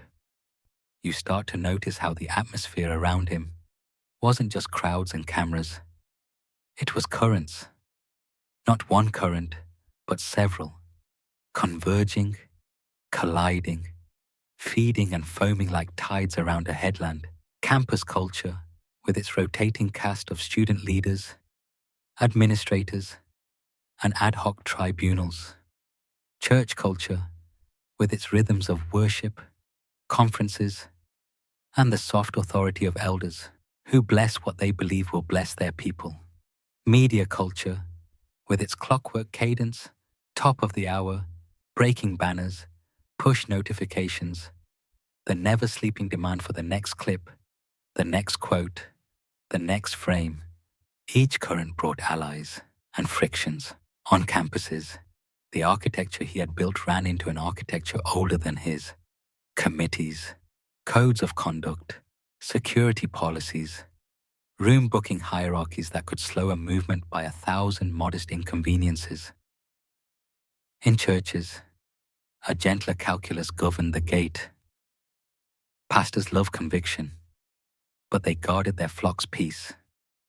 They wanted heat without scalding. And in media, the algorithmic cadence rewarded intensity, sharpening edges he sometimes wished could stay rounded. You could see him read these rooms the way a seasoned founder reads a market. He adjusted without announcing the adjustment. On campus, he shortened openings and lengthened Q&A, letting the room feel heard before it felt pushed. In churches, he led with gratitude and restraint, allowing hosts to frame him as a guest before he ever asked for anything more. On television and radio, he spaced his strongest lines, giving producers the sound bites they needed without allowing the entire segment to become a knife fight. It was a kind of diplomacy that didn't soften his message. It aimed it. Around him, contemporaries moved through the same weather with their own styles. Some were purists, always on maximum volume, regardless of venue, and therefore welcomed less often. Some were tacticians, elegant in interviews, and diffused on campus. He tried to be both, a clear edge carried in a velvet case. The wealthy in the room recognized the craft immediately.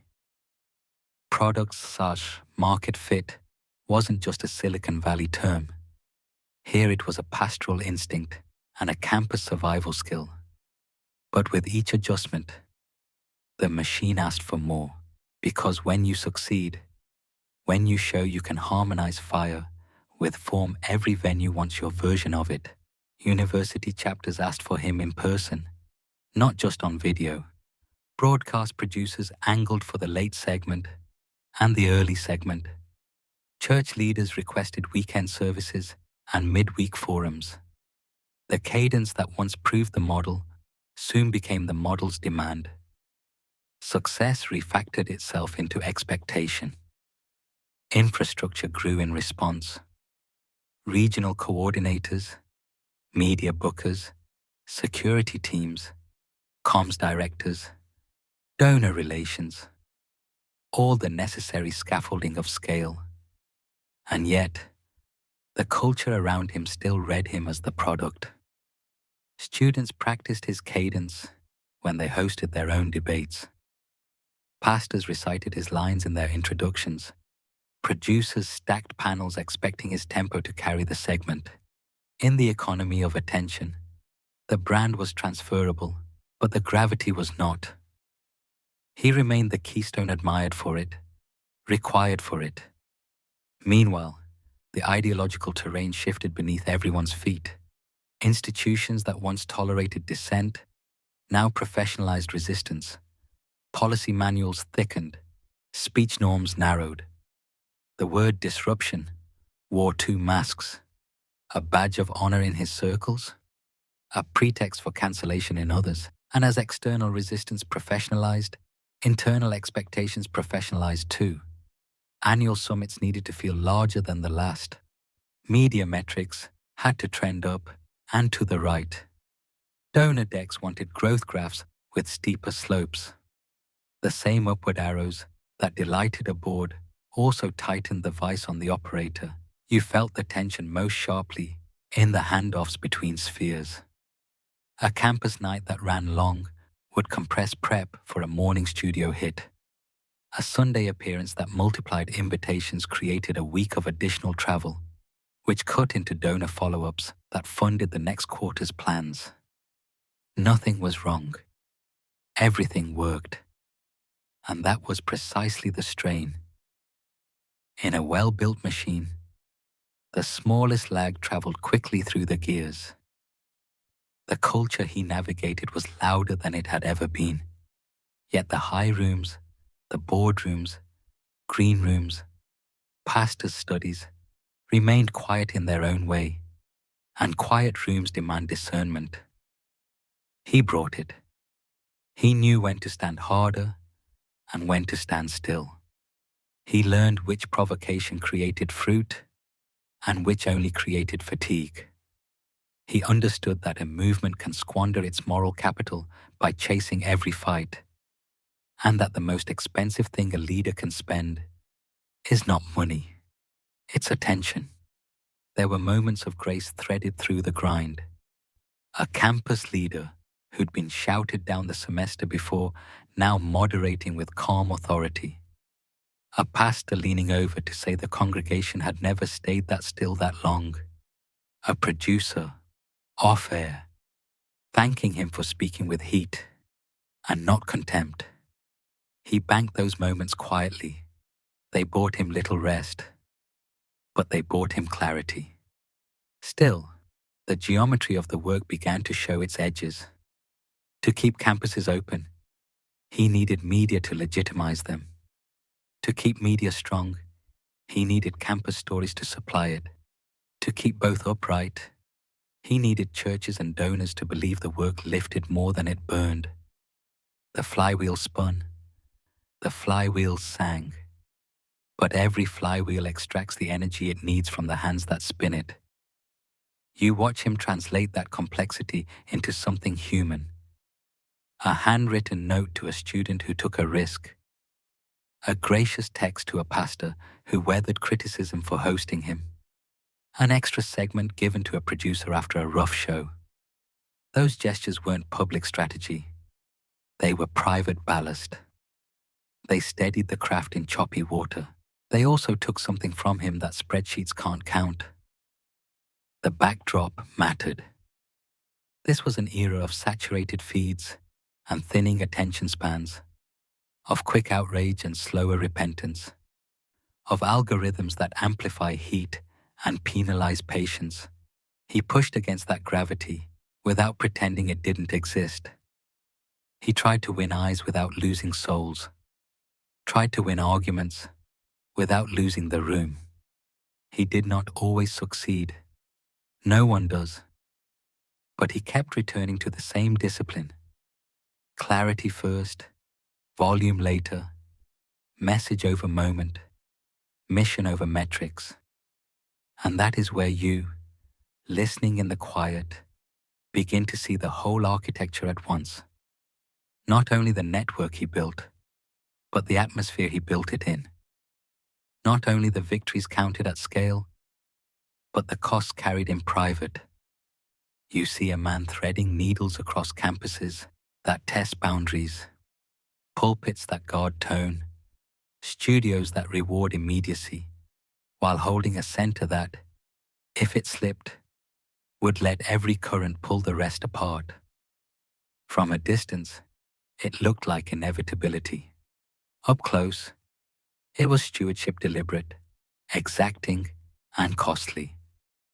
The currents did not slow.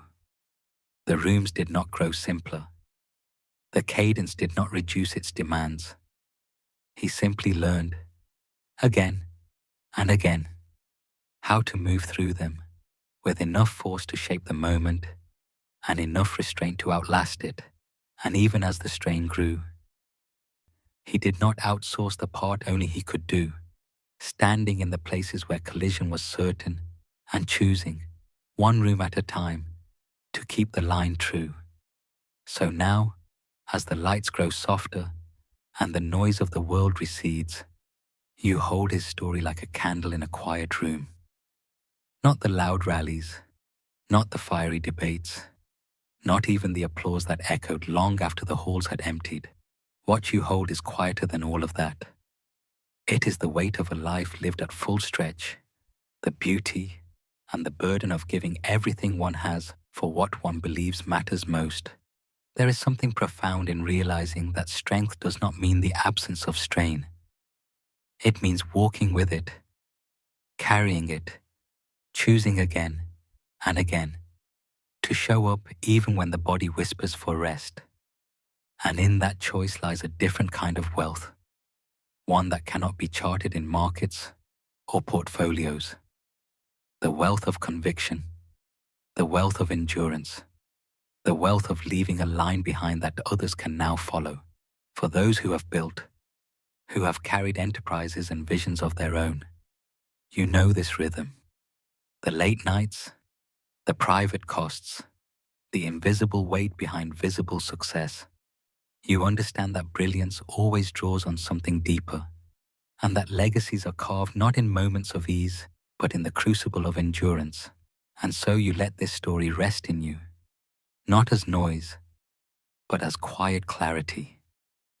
The lesson is not shouted. It is steady, like a heartbeat. Influence is costly.